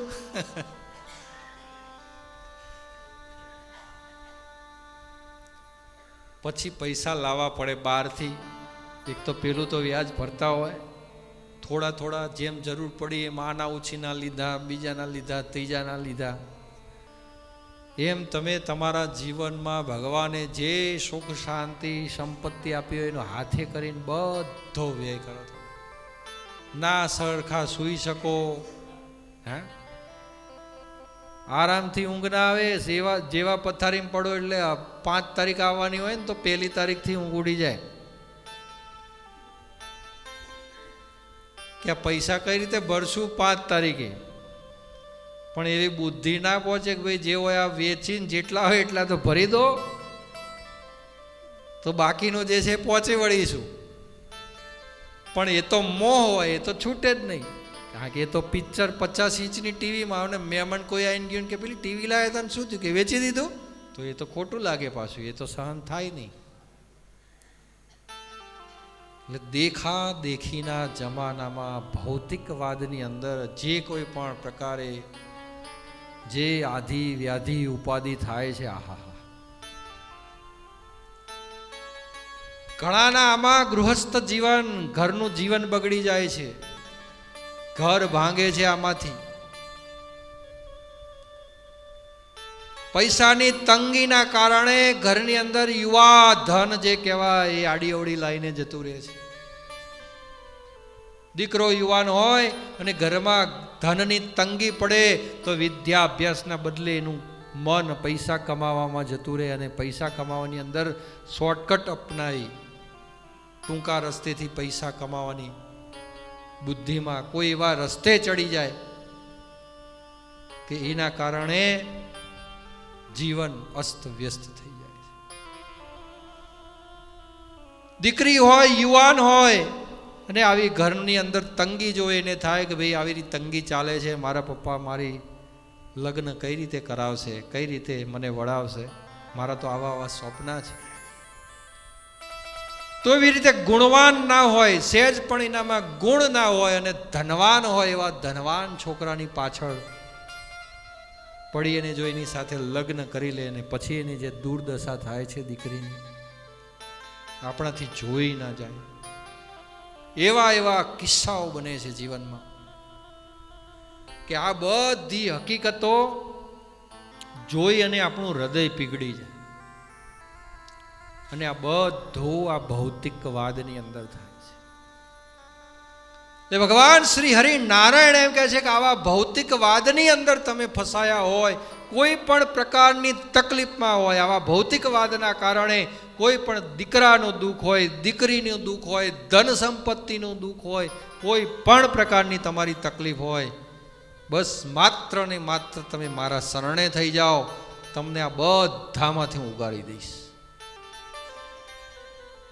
એ આ શ્લોક ભાગવતનો કહે છે કે તાપત્રય વિનાશાય, ત્રણેય પ્રકારના દુઃખ દૂર થઈ જશે. કઈ રીતે? શ્રી કૃષ્ણ વયમ નમઃ, હું ભગવાન શ્રી કૃષ્ણને નમન કરું છું, એમના શરણે જઉં છું. એટલે આ એક શ્લોકની અંદર તમને સંપૂર્ણ સૃષ્ટિ, આ જગત, જગતનો બનાવવા વાળો અને તમારા જીવનમાં જે કોઈ પણ પ્રકારની મુશ્કેલી હોય એ બધાનું નિવારણ આ એક શ્લોકમાં બતાવી દીધું છે. કે ભગવાન કેવા છે તો કે સત ચિત અને આનંદ સ્વરૂપ છે. આ જગતની જે ઉત્પત્તિ કરવાવાળા છે એ પરમેશ્વર છે. જે આપણા જીવનમાં પડતા આધિ દૈવિક હોય, આધિ ભૌતિક હોય, આધ્યાત્મિક હોય, ત્રણેય તાપોને જે દૂર કરવાવાળા છે એ ભગવાન શ્રી કૃષ્ણ હરિ, ભગવાન શ્રી કૃષ્ણના ચરણોમાં હું મારું મસ્તક નમાવું છું. આ શ્લોકનો મહિમા છે. જ્યાં સુધી આપણે મહિમા ના જાણીએ ને ત્યાં સુધીનો મર્મ ના સમજાય. પણ હવે આ શ્લોકનું મહાત્મ્ય સમજાયું તો બંને આંખો જોડી અને બધા આ મહાત્મય આ શ્લોકનો આપણે પાઠ કરીશું. સચ્ચિદાનંદ રૂપાય સચ્ચિદાનંદ રૂપાય વિશ્વોત્પત્યાદિ હેતવે વિશ્વોત્પત્યાદિ હેતવે તાપત્રય વિનાશાય તાપત્રય વિનાશાય શ્રી કૃષ્ણં વયં નમઃ શ્રી કૃષ્ણં વયં નમઃ. બોલીએ શ્રી કૃષ્ણ કનૈયા લાલ કી જય. આપણી હવે પછીની કથા છે ને એ આવે છે નૈમી સારણ્યમાં. અને 18 પુરાણો જે છે આ એનું કળિયુગની અંદર વિવરણ થયું એ નૈમી સારણ્યમાં થયું. 88,000 ઋષિ મુનિઓનું સત્ર ભરાયેલું અને એ સત્રની અંદર સવાર અને સાંજના ટાઈમે શાસ્ત્રાર્થ થતો. એમાં સૂત નામના પુરાણીને સૌનક જેવા ઋષિ પ્રશ્ન કરતા. સૌનક ઋષિ કોણ હતા? તો સૌનક ઋષિ એક કુલપતિ હતા. ભારતની અંદર 5,000થી પણ વધારે બધી અલગ અલગ જગ્યાએ મોટી મોટી અધ્યયન શાળાઓ હતી. અને એ અધ્યયન શાળાઓની શાખાઓની વાત કરીએ તો ગામડે ગામડે બધાને ધર્મનું અધ્યયન કરાવવા માટે બ્રાહ્મણો મૂકેલા, જેને આપણે કુલગોર કહીએ. એ કુલગોર જે છે એ સાધુ સંન્યાસી પાસેથી શિક્ષા દીક્ષા ગ્રહણ કરતા. અને સંન્યાસી જે સાધુ સંતો હોય એ બધી દીક્ષાઓ અખાડાઓ, જેના અખાડા હોય, આપણા ભારત વર્ષના 13 અખાડાઓ છે મુખ્ય હાલની તારીખમાં પણ, જે આદિ અનાદિકાળથી ચાલતા આવ્યા. એ 13 અખાડાઓ, જેમાં પંચનામી અખાડો કહેવાય, નિરંજની અખાડો છે, બધા અલગ અલગ અખાડા છે. જે અત્યારે આપણે અહીંયા રોકાયા છીએ મઠની જગ્યા છે એ પણ આ એક અખાડાની, જે આ 13 અખાડામાંથી જ એક હોય. એટલે આવા અખાડાઓ, એ અખાડાઓના સાધુ સંતો, અને એ સાધુ સંતોને જ્ઞાન પ્રાપ્ત થતું આપણા મંડલેશ્વરો પાસેથી. એ જ્ઞાન લેવા જતા મંડલેશ્વર પાસે. મંડલેશ્વરો જે જ્ઞાન છે એ લેતા મહામંડલેશ્વર પાસેથી. અને જેટલા પણ મહામંડલેશ્વર છે એ બધું જ્ઞાન પ્રાપ્ત કરતા આપણા શંકરાચાર્યજી પાસેથી. એ શંકરાચાર્યજી છે આપણી સુપ્રીમ કોર્ટ. શંકરાચાર્ય પાસેથી એ જ્ઞાન આવે, મહામંડલેશ્વર પાસેથી, મહામંડલેશ્વર પાસેથી મંડલેશ્વર પાસે આવે, મંડલેશ્વર પાસેથી બધા સાધુ સંતો પાસે જાય, સાધુ સંતો પાસેથી એ જ્ઞાન પ્રાપ્ત થાય ભૂદેવોને. અત્યારે તો હવે પાઠશાળાઓ પણ બની ગઈ છે, એટલે પાઠશાળાઓમાંથી પ્રાપ્ત થાય, અથવા તો જે ભૂદેવ અલગ અલગ શૈશવ મઢી હોય, વૈકુંઠી મઢી હોય, જે મઢી સાથે જોડાયેલા હોય એની પાસેથી પ્રાપ્ત થાય. અને એમની પાસેથી, બ્રાહ્મણો પાસેથી એ જ્ઞાન સર્વ જગત, આ જગતની અંદર જેટલા પણ લોકો છે એમની પાસે વ્યાપ્ત થતું. અને આ જે જ્ઞાન તમને મળતું એ સનાતની જ્ઞાન મળતું, જે આપણા શાસ્ત્રોની અંદર, 4 વેદની અંદર, 18 પુરાણોની અંદર જે જ્ઞાન લખેલું છે એ જ્ઞાન તમને પ્રાપ્ત થતું. પણ અત્યારે હવે શાખા પ્રશાખા બધી બહુ થઈ ગઈ છે, એટલે સંપ્રદાયો બધા બહુ થઈ ગયા છે. ને સંપ્રદાયો, સનાતન ધર્મની મૂળ શાખાઓ એની સાથે ચાલતા સંપ્રદાયો હોય એની અંદર કોઈ વાંધો નથી. પણ અત્યારે ઘણા બધા સંપ્રદાયો એવા છે કે જે ગુરુમુખી થઈ ગયા, જે ગુરુની વાણી હોય એ જ સત્ય. અને ઘણા ગુરુ એવા છે જે સનાતન ધર્મથી વિરુદ્ધ વાતો તમને સમજાવતા હોય. એટલે કોઈ પણ જ્ઞાન તમારે પ્રાપ્ત કરવું હોય તો સનાતન ધર્મનું જ પ્રાપ્ત કરવું. અને એ સનાતન ધર્મનું જ્ઞાન છે કે નહીં એ કેવી રીતે ખબર પડે? તો એ જ્ઞાનની અંદર આપણા મૂળભૂત દેવો છે બ્રહ્મા, વિષ્ણુ અને મહેશ. મૂળ આપણા દેવી છે મહાકાલી, મહાલક્ષ્મી અને મહાસરસ્વતી. આ જે દેવોના જ્ઞાનથી જે કોઈ પણ આપણને વિમુખ વાળે, અથવા તો આપણા જે કુળદેવી હોય, આપણા જે દેવતાઓ હોય, આરાધ્ય દેવ હોય, એનું જે આપણે પૂજન કરતા હોય, એનુંથી વિમુખ કરવાનું જે કોઈ પણ કાર્ય કરતા હોય એ સંપ્રદાયો સનાતન ધર્મથી વિમુખ છે. પરંતુ એ દેવી દેવતાઓની પણ તમે પૂજા કરો, એમાં કોઈ દોષ નથી. અને સાથે સાથે તમે આમના આરાધ્ય થાઓ. અને એ જે કોઈ પણ દેવી દેવતાનું યજન ભજન કરવાનું કે, તો એ સનાતન ધર્મનું મૂળ જ્ઞાન છે. સનાતન ધર્મના મૂળ જ્ઞાનને ક્યારે આપણે છોડવું નહીં. તો સૂત નામના જે પુરાણી છે એ પુરાણીને કુલપતિ એવા સૌનકજી પ્રશ્નો કરે છે, ને એ પ્રશ્નોમાંથી આ ભાગવત શાસ્ત્ર જે છે આપણને બધાને સાંભળવા મળ્યું છે. નૈમિષારણ્યનું સુંદર મજાનું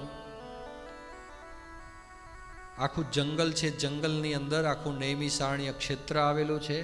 એ ક્ષેત્રની અંદર 88,000 મુનિઓનું સત્ર ભરાયેલું છે. એની અંદર કુલપતિ, જે બધા કુલપતિ કોને કહેવાય કે જે પણ આચાર્યો હોય ને જેટલા પણ ગુરુઓ હોય એના પણ હેડ, એને કુલપતિ કહેવાય. એવા કુલપતિ પણ ત્યાં છે. 88,000 સંતો આવ્યા છે, એમના હેડ ત્યાં બિરાજમાન છે. અને એ સૂતજી નામના પુરાણીને પ્રશ્ન કરે છે અને કહે છે, અજ્ઞાનધાન્ત્વ વિદ્વંસ કોટિ સૂર્ય સમપ્રભ સુતાખ્યાહિ કથા સારમ મમ કર્ણરસાયણમ. કે હે સૂતજી મહારાજ, તમે અજ્ઞાન ધંત્વ, અજ્ઞાનનો નાશ કરવા વાળા છો. એકદમ તમે અજ્ઞાનનો વિધ્વંસ કરી દો એવા મહાન પુરાણી છો. અને કોટિ સૂર્ય સમપ્રભ, કે જેની પાસે આ એક સૂર્યનું અજવાળું કેટલું હોય છે? તો આ એક સૂર્યનું નહીં, પરંતુ કોટી, 1 કરોડ સૂર્યનું અજવાળું જેટલું પણ ફેલાતું હોય એવું જ્ઞાન તમે જે ધરાવો છો. એવા હે સૂતજી મહારાજ, અમે બધા જ ઋષિમુનિઓ તમને નમસ્કાર કરીએ છીએ અને અમારા ઉપર કૃપા દ્રષ્ટિ રાખો. અને આ વેદો, પુરાણો, ઉપનિષદો આ જગતની અંદર બધા બહુ વિશાળ ગ્રંથો છે. પણ આ બધા વિશાળ ગ્રંથોની અંદર જેનું જ્ઞાન, જેની કથા સાર રૂપે શ્રવણ કરવા જેવી હોય કે એ આપણે સાંભળીએ એટલે બીજું કંઈ સાંભળવાનું રહે નહીં. એવું કંઈક જ્ઞાન તમે જાણતા હોય તો કૃપા કરીને મને કહો. સાથે કહે છે કે જ્ઞાન પણ કેવું? ભક્તિ જ્ઞાન વિરાગાપ્તો વિવેકો વર્ધતે મહાન માયા મોહ નિરાસશ્ચ વૈષ્ણવે ક્રિયતે કથમ. ને ભગવાન આ જ્ઞાન તમે અમને એવું આપો કે જ્ઞાનની સાથે સાથે ભક્તિ જ્ઞાન અને વૈરાગ્ય આ બધું વૈષ્ણવોને પ્રાપ્ત થઈ જાય એવું જ્ઞાન તમે અમને આપો. કારણ કે પાછળ કળિયુગ આવી રહ્યો છે. ઇહ ઘોર કલો પ્રાયો જીવશ્ચાસુરતાંગતઃ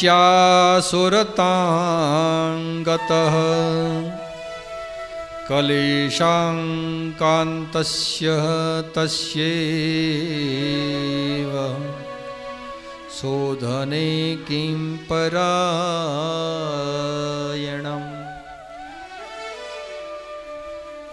આ 88,000 ઋષિ મુનિઓ અને સૌનકજી જાણતા હતા કે પાછળ કળિયુગ આવે છે અને કળિયુગની અંદર કોઈ લાંબા લાંબા શાસ્ત્રો કે લાંબી લાંબી કથાઓ કોઈ કરવાનું નથી.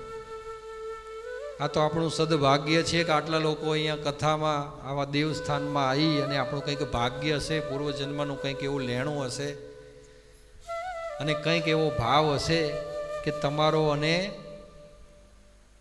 અમારો સંયોગ કર્યો અને અહીંયા તમે બધા કથા સાંભળી રહ્યા છો.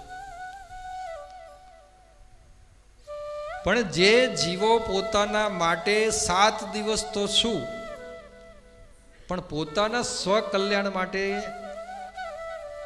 1 કલાક કે 30 મિનિટ પણ નથી કાઢતા રોજના, એમની દશા શું થવાની છે? એમને મોક્ષ કઈ રીતે પ્રાપ્ત થવાનો છે? એ જીવનમાં કઈ કઈ યાતનાઓ ભોગવવાના છે એ અમને ખબર નથી. એટલે અહીંયા સુતજી નામના જે છે પુરાણી છે એમને કહ્યું કે હે સુતજી, તમે કંઈક એવી કથા કહો કે અમારી ભક્તિ જ્ઞાન અને વૈરાગ્ય બધું અમને પ્રાપ્ત થાય. ત્યારે સુતજી નામના પુરાણીને આવો વાત તો કરે છે પણ સાથે સાથે પ્રાર્થના કરે છે. કેવી પ્રાર્થના કરે છે?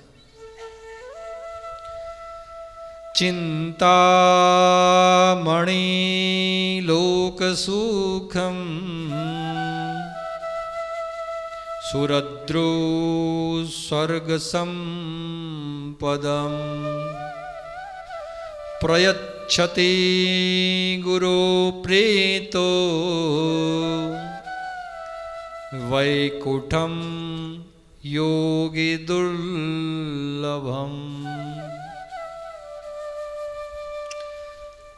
એ ગુરુદેવને પ્રાર્થના કરે છે. સુતજી નામના પુરાણીને સૌનક વગેરે ઋષિઓ પ્રાર્થના કરે છે કે હે ભગવાન, જો કોઈ વ્યક્તિને ચિંતામણી મળી જાય, પારસમણી જેને કહીએ આપણે, કે જેને આપણે સોનાને અડાડી દઈએ, 1 કિલો લોઢું હોય અને 1 કિલો લોઢું સમજી લો બધા બહેનો પાસે છે લોઢું, હો લોખંડ, અને તમને આમાંથી કોઈ પણ એક બેનને પારસમણી મળી ગયો કે જેને આમ લોઢાને અડાડો ને તે સોનું થઈ જાય, તો પહેલાં તો એ બધા જેટલા બહેનો પાસે લોઢું હોય એમાં એ બેન પારસમણી કેટલા નડાવરા દે કહો. જોકે એ તો જેને જેટલું લોઢું હોય એટલા નડારો એ સોનું બનાવી દેવાનું, પણ જેના હાથમાં હોય કે ભાઈ આ બધાને થોડું થોડું અડારી દે તો અડાડશે. હે અડારી દે તો સારું, લો સાત્વિક વૃત્તિ કહેવાય કે ભાઈ મારે આ કિલો લોઢું પડ્યું છે ને એ સોનાનું થઈ ગયું, બીજાનું સોનાનું કરી દઈએ. પણ પારસમણી આવે તો કોઈને આપવું નહીં, જેમ જરૂર પડે એમ લોખંડને અડાડવાનું, જેટલું હોય પછી વેચી આવવાનું. એટલે એ લોખંડમાંથી જે સોનું બન્યું ને એ સોનું વેચો તો એમાં અઢળક ધન સંપત્તિ વૈભવ આવે. અને એ જે છે આ જગતમાં જીવીએ આપણે ત્યાં સુધી એમાંથી જે ધન સંપત્તિ મળે એમાંથી જીવન પૂરું થઈ જાય, બીજી કંઈ જરૂર પડે નહીં. એટલે આખા લોકનું જે સુખ છે એને લૌકિક સુખ કહેવાય. જે પણ ગાડી બંગલો વાહન કોઈ પણ વસ્તુ તમે પૈસાથી જે કંઈ પણ ખરીદી શકો એ બધું લૌકિક સુખ. એ લૌકિક સુખ જે છે એ તો ચિંતામણીથી દૂર થઈ જાય. દેવો હોય, દેવોને પણ કામનાઓ છે કે ભાઈ મારે આ જોઈએ આ જોઈએ, તો પણ ત્યાં પણ પારિજાત નામનું કલ્પવૃક્ષ છે, તો એની નીચે બેસે ને એટલે દેવોની એ મનોકામના પૂરી થઈ જાય. કારણ કે ત્યાં દેવોના હોય ને, ઇન્દ્ર હોય તો ઇન્દ્રાણી ના હોય, તો ઇન્દ્રાણી હોય એટલે એમના જે ઇન્દ્ર છે એમના પત્નીનું નામ સચી, તો એને એવું હોય ને કે મારે અહીંયા ફરવા જવું છે, કે મારે આ વસ્તુ લેવી છે તેવી લેવી છે. થોડું કંઈ તમે એકલા ભાઈઓ અમારા ભાઈઓ પાસે માંગતા હો, હે તમે અમારા ભાઈઓ પાસે તમે એકલા બહેનો થોડા માંગતા હો. ઇન્દ્રની ઇન્દ્રાણી હોય એ માંગતી હોય કે આ લઈ લો. પેલા વરુણદેવ હોય અથવા વાયુદેવ હોય તો એમના ઘેરથી હોય, એ પેલા વાયુદેવ કે વરુણદેવ બેમાંથી એક કંઈક વસ્તુ લાયા હોય ને એમની પાસે ના હોય તો એમને ઘેર તો ઝઘડો ચાલતો જ હોય નાનો મોટો, કે ભાઈ આ વસ્તુ લાવી દો. એટલે દેવોને પણ કંઈ પણ વસ્તુ જોઈએ તો આ પારિજાત વૃક્ષથી પૂર્ણ થઈ જાય. પણ વૈકુંઠની દુર્લભ વૈકુંઠની પ્રાપ્તિ કરવી હોય તો એ ગુરુ વગર શક્ય નથી. ઓમ મંગલમ ઓમકાર મંગલમ ગુરુ મંગલમ ગુરુપાદ મંગલમ. ઓમ મંગલમ ઓમકાર મંગલમ ગુરુ મંગલમ ગુરુપાદ વંદનમ. હે મારા ગુરુજી બ્રહ્મા જેવા લાગે, મારા ગુરુજી વિષ્ણુ જેવા લાગે. હે મારા ગુરુજી બ્રહ્મા જેવા લાગે, મારા ગુરુજી વિષ્ણુ જેવા લાગે. હે ગુરુ પ્રેમનો અવતાર, ગુરુ પ્રેમનો અવતાર, ગુરુ દયાનો અવતાર, ગુરુ દયાનો અવતાર. તમને ગુરુ બતાવું. ઓમ મંગલમ ઓમકાર મંગલમ ગુરુ મંગલમ ગુરુપાદ મંગલમ. ઓમ મંગલમ ઓમકાર મંગલમ ગુરુ મંગલમ ગુરુપાદ વંદનમ. ગુરુ ગોવિંદ દોનો ખડે કિસકો લાગે પાય, બલિહારી ગુરુદેવ કી જય. ગોવિંદ દિયો બતાય, ગોવિંદ દિયો બતાય. ઓમ મંગલમ ઓમકાર મંગલમ ગુરુ મંગલમ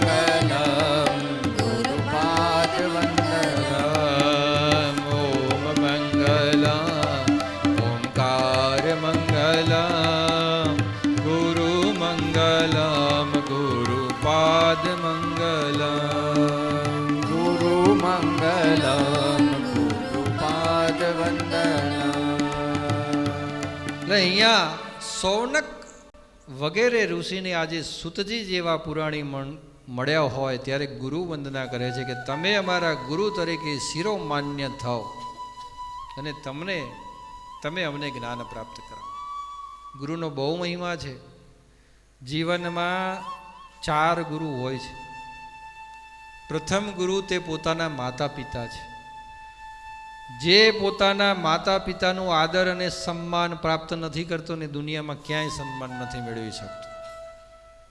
અને જે પોતાના માતા પિતાનો આદર અને સન્માન તમે રોજ સાથે રહેતા હોય કે ના રહેતા હોય, ભલે દૂર રહેતા હોય, રોજ તમારે વાત થતી હોય કે ન થતી હોય, ઘણા દૂર રહેતા હોય, પણ તમારા હૃદયનો ભાવ, એ હૃદયનો ભાવ તમારા માતા પિતા માટે પવિત્ર હંમેશા રહેવો જોઈએ. અને જે પોતાના માતા પિતા માટે પવિત્ર ભાવ નથી રાખતા એ માત્ર પોતાના માતા પિતાના નહીં પણ 33 કોટી દેવતાઓના અપરાધી છે.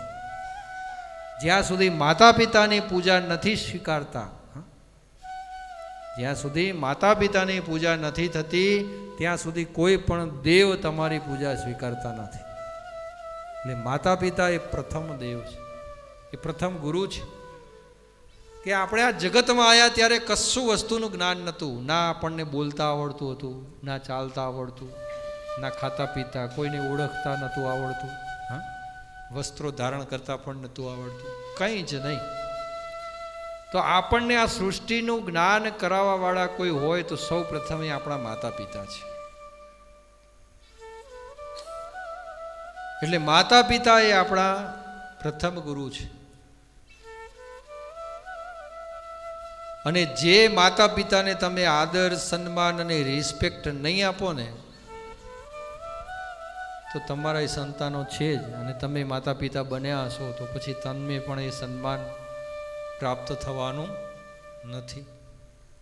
કે જો બોએગા વહીં પાએગા, જો બોएगा वहीं पाएगा, तेरा किया आगे आएगा, तेरा किया आगे आएगा. આ છે ને ગીત છે. जो बन के मुका जैसी करनी वैसी भरनी, जैसी करनी वैसी भरनी, जैसी करनी वैसी भरनी, जैसी करनी वैसी भरनी. આ ગીત બનાવ્યું છે પણ બનાવવાવાળા એટલું સુંદર બનાવ્યું છે કે એની અંદર ભાવાર્થ વણી લીધો છે, માતા પિતાની ભક્તિને વણી લીધી છે. सबसे बड़ी पूजा है मात पिता की सेवा, सबसे बड़ी पूजा है मात पिता की सेवा. मात पिता के तन में सारे देव समाए, मात पिता के चरणों में सारे देव समाए.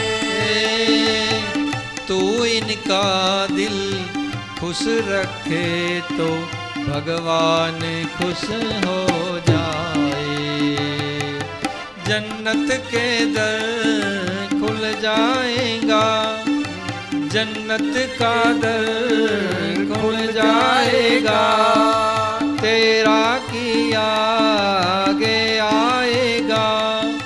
सुख दुख है क्या बन के मुका, जैसी करनी वैसी भरनी, जैसी करनी वैसी भरनी, जैसी करनी वैसी भरनी, जैसी करनी वैसी भरनी. આમ દુનિયામાં જો પ્રથમ ગુરુ હોય તો આપણા માતા પિતા છે. એટલે માતા પિતાને દિલથી આદરથી રિસ્પેક્ટ કરીને નમન કરવું. હા, કોઈ પણ વાતમાં નાની મોટી લડાઈ થાય એ માતા પિતા જોડે નહીં કરો તો કોના જોડે કરશે? આપણે ગુસ્સે થાય ભગવાનને નહીં કહેતા, ભગવાન આટલી ભક્તિ કરું છું તો તમે આમ કર્યું નહીં? ઘણા સંભળાવતા હશે. પરમ પિતાળુ પરમાત્મા, આપણે કંઈ પણ હોય આપણા માતા પિતાને દરેક કાર્યમાં સાથે લઈને ચાલો. ક્યાંય સારું કામ કરતા હોય, તમે હાજર ના હોય ફોન કરી લેવો. મને મારા માતા પિતાનું સેવા કરવાનું ઘણી બધી કથાઓમાં સદભાગ્ય મળ્યું છે કે હાજર હોય, અને મેં કથાની શરૂઆત કરી હોય એમના પૂજનથી, અને આજે પણ મને લાવો મળ્યો એ બદલ ભગવાનને કોટી કોટી વંદન. કારણ કે આ ભગવાનની કંઈ કૃપા હોય તો જ આ બધા લાવા મળે છે, એમને મળતા નથી. બીજા ગુરુ છે કે જેમને તમને શિક્ષા આપી છે.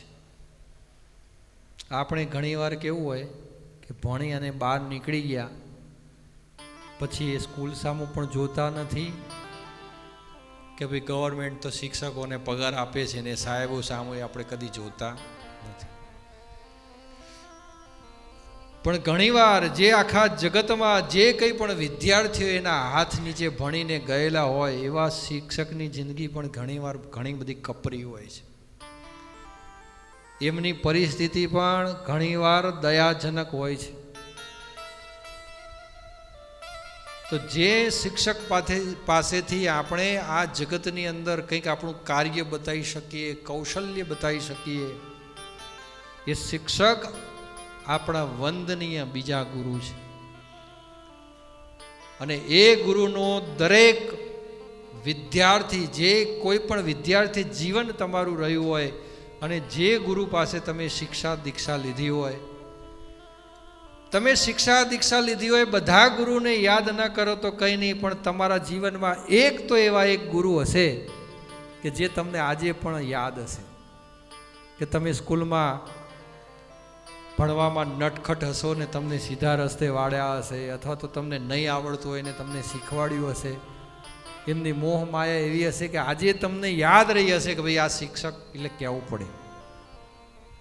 તો બીજા કોઈને નહીં તો એવા એ શિક્ષકને પણ જ્યારે ગુરુ પૂર્ણિમા આવે ને ત્યારે ગુરુ પૂર્ણિમાએ એમનો નંબર શોધીને ફોન કરજો, અથવા તો અચાનક અનાયાસે કંઈક દાન ભેટ લઈને તમે મળવા જજો. તો ગુરુને એમ થશે કે ભાઈ મારા વિદ્યાર્થી મને ભૂલ્યા નથી. આ દરેકની, જે કોઈ પણ કથા સાંભળતા હોય દરેકની વાત છે કે જેની પાસેથી તમે શિક્ષા ગ્રહણ કરી અને તમે ગમે તેવી ઉચ્ચ પદવી ઉપર હોવ તો એ ઉચ્ચ પદવી પણ એ શિક્ષકને આભારી છે કે જેમને તમને વાણી, વર્તન અને વિવેક શીખવાડ્યું, કંઈક જ્ઞાન પ્રદાન કર્યું.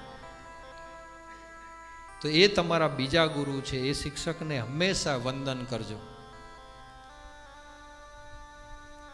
એ તમારા પરમ ગુરુ છે. અને પરમ ગુરુથી આગળની પદવીમાં જઈએ એટલે પરમેષ્ટિ ગુરુ આવે છે. અને પરમેષ્ટિ ગુરુ છે એ બ્રાહ્મણો છે, સાધુ સંતો છે કે જે તમને પરમાત્મા લગતા સારા સારા કાર્યો તમને શીખવાડે. સારા સારા હોમ, હવન, યજ્ઞો, આવા જ્ઞાન સત્ર ચાલતા હોય, અથવા તો તમારા ઘેર સત્યનારાયણ ભગવાનની કથા કરવા આવે, નવું મકાન લીધું હોય તો વાસ્તુ નવચંડી કરવા આવે. આ બધા બ્રાહ્મણો તમને કંઈક જ્ઞાન આપીને જાય છે.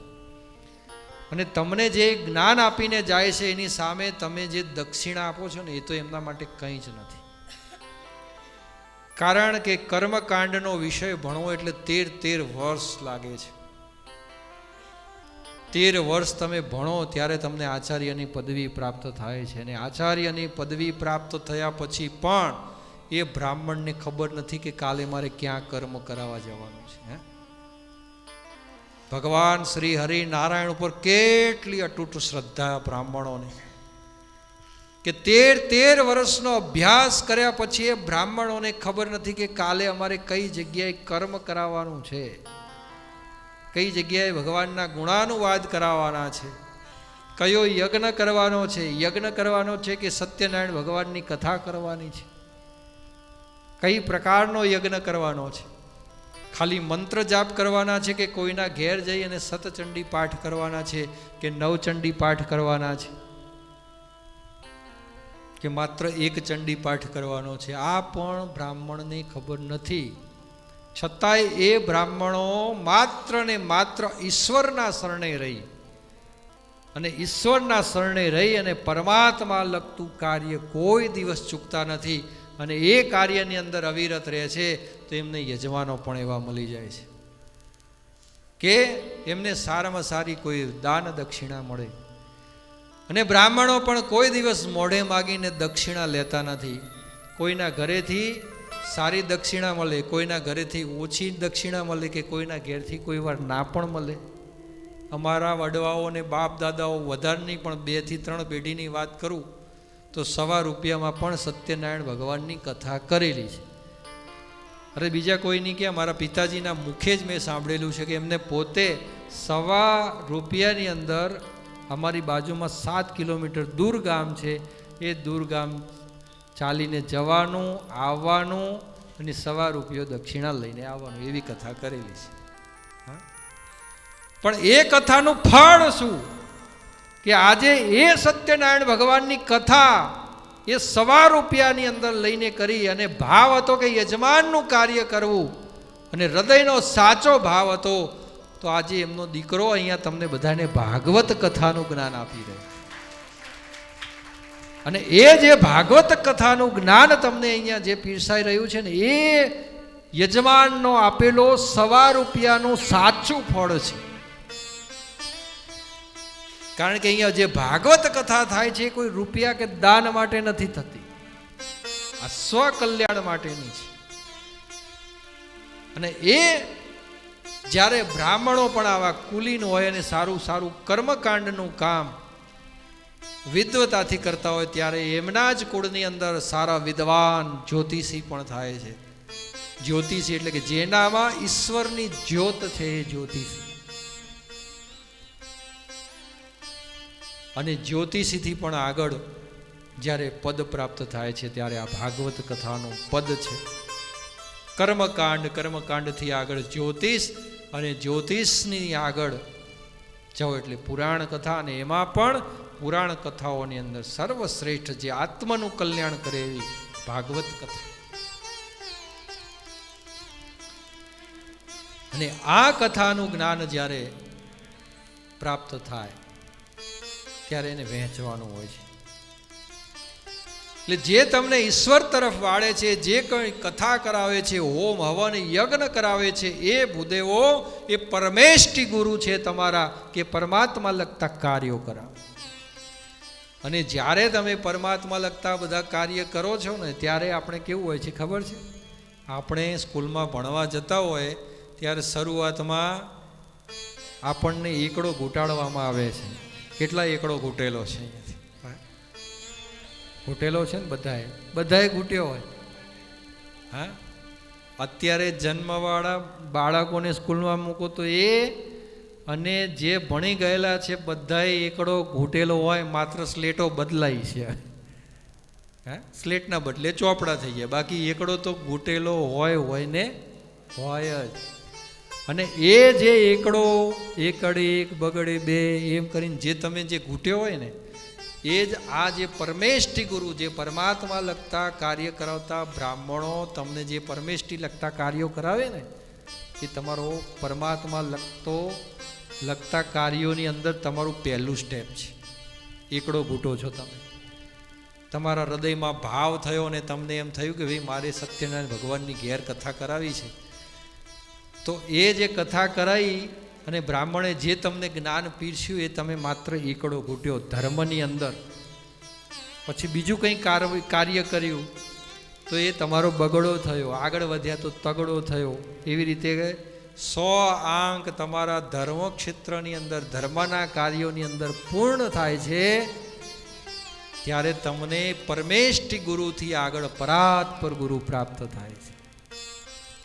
પરમેષ્ઠી ગુરુથી તમને તમારા ઘરની અંદર ધન ધાન્ય સુખ સમૃદ્ધિ વૈભવ પુત્ર પૌત્રાદિ લાભ લાભાદિ આ બધું પ્રાપ્ત થઈ ગયું. અને આ બધું ના હોય ને ત્યારે તમારું ચિત્ત શેની તરફ દોડે? આ બધું મેળવવા માટે. પણ મહદઅંશે સંતોષી જીવ હોય અને ભગવાને તમને આ બધું પ્રાપ્ત કરાવ્યું પછી તમારું ચિત્ત ક્યાં દોડશે? કંઈક વિશિષ્ટ જ્ઞાન તરફ, કંઈક હૃદયમાં ખૂટે છે એવું થશે. અને પછી તમારું મન દોડે પરમાત્મા તરફ.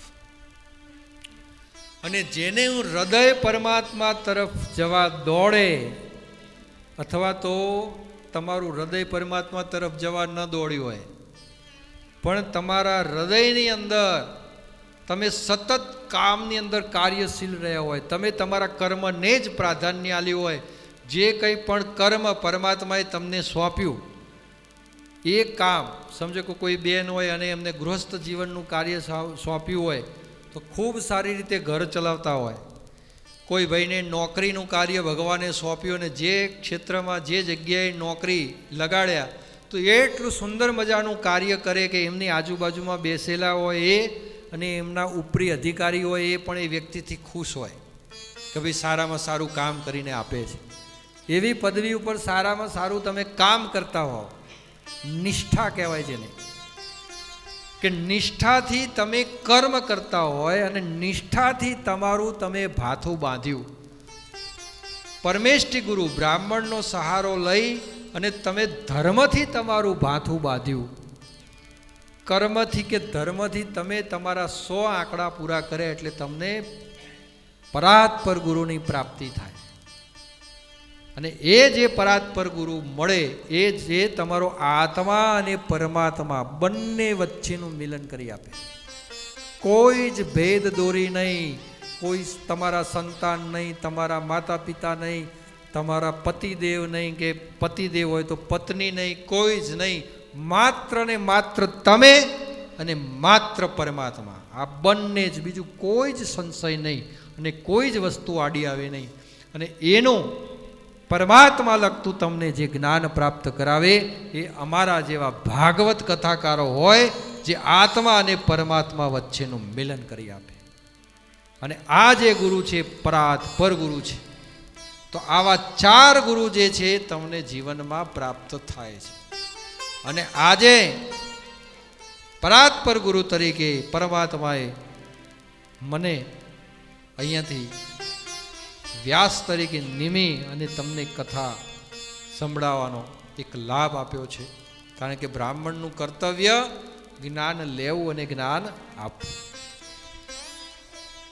તો મન બુદ્ધિ આત્માના સંશયોને દૂર કરી, તમારા મનની અંદર કોઈ પણ પ્રકારના સંશયો પડ્યા હોય તો એ સંશયોને દૂર કરી, તમારી બુદ્ધિમાં કોઈ પણ પ્રકારના તર્ક અને વિતર્ક થતા હોય તો એ સંશયોને દૂર કરી અને આત્મ સંશય વિનશ્યતિ, આત્માનો સંશય થાય તો વ્યક્તિનો વિનાશ થઈ જાય. એટલે આત્માની અંદર પણ કોઈ પણ પ્રકારનો સંશય પડ્યો હોય તો એ બધો દૂર કરી અને તમે આ 7 દિવસ ભાગવત કથા સાંભળજો. હું આ વ્યાસપીઠ ઉપરથી તમને કહું છું કે તમારો મોક્ષ સિદ્ધ છે અને તમારા આત્માનું કલ્યાણ થશે ને થશે જ, એમાં કોઈ સંશય નથી. બોલો શ્રી કૃષ્ણ કનૈયા લાલ કી જય.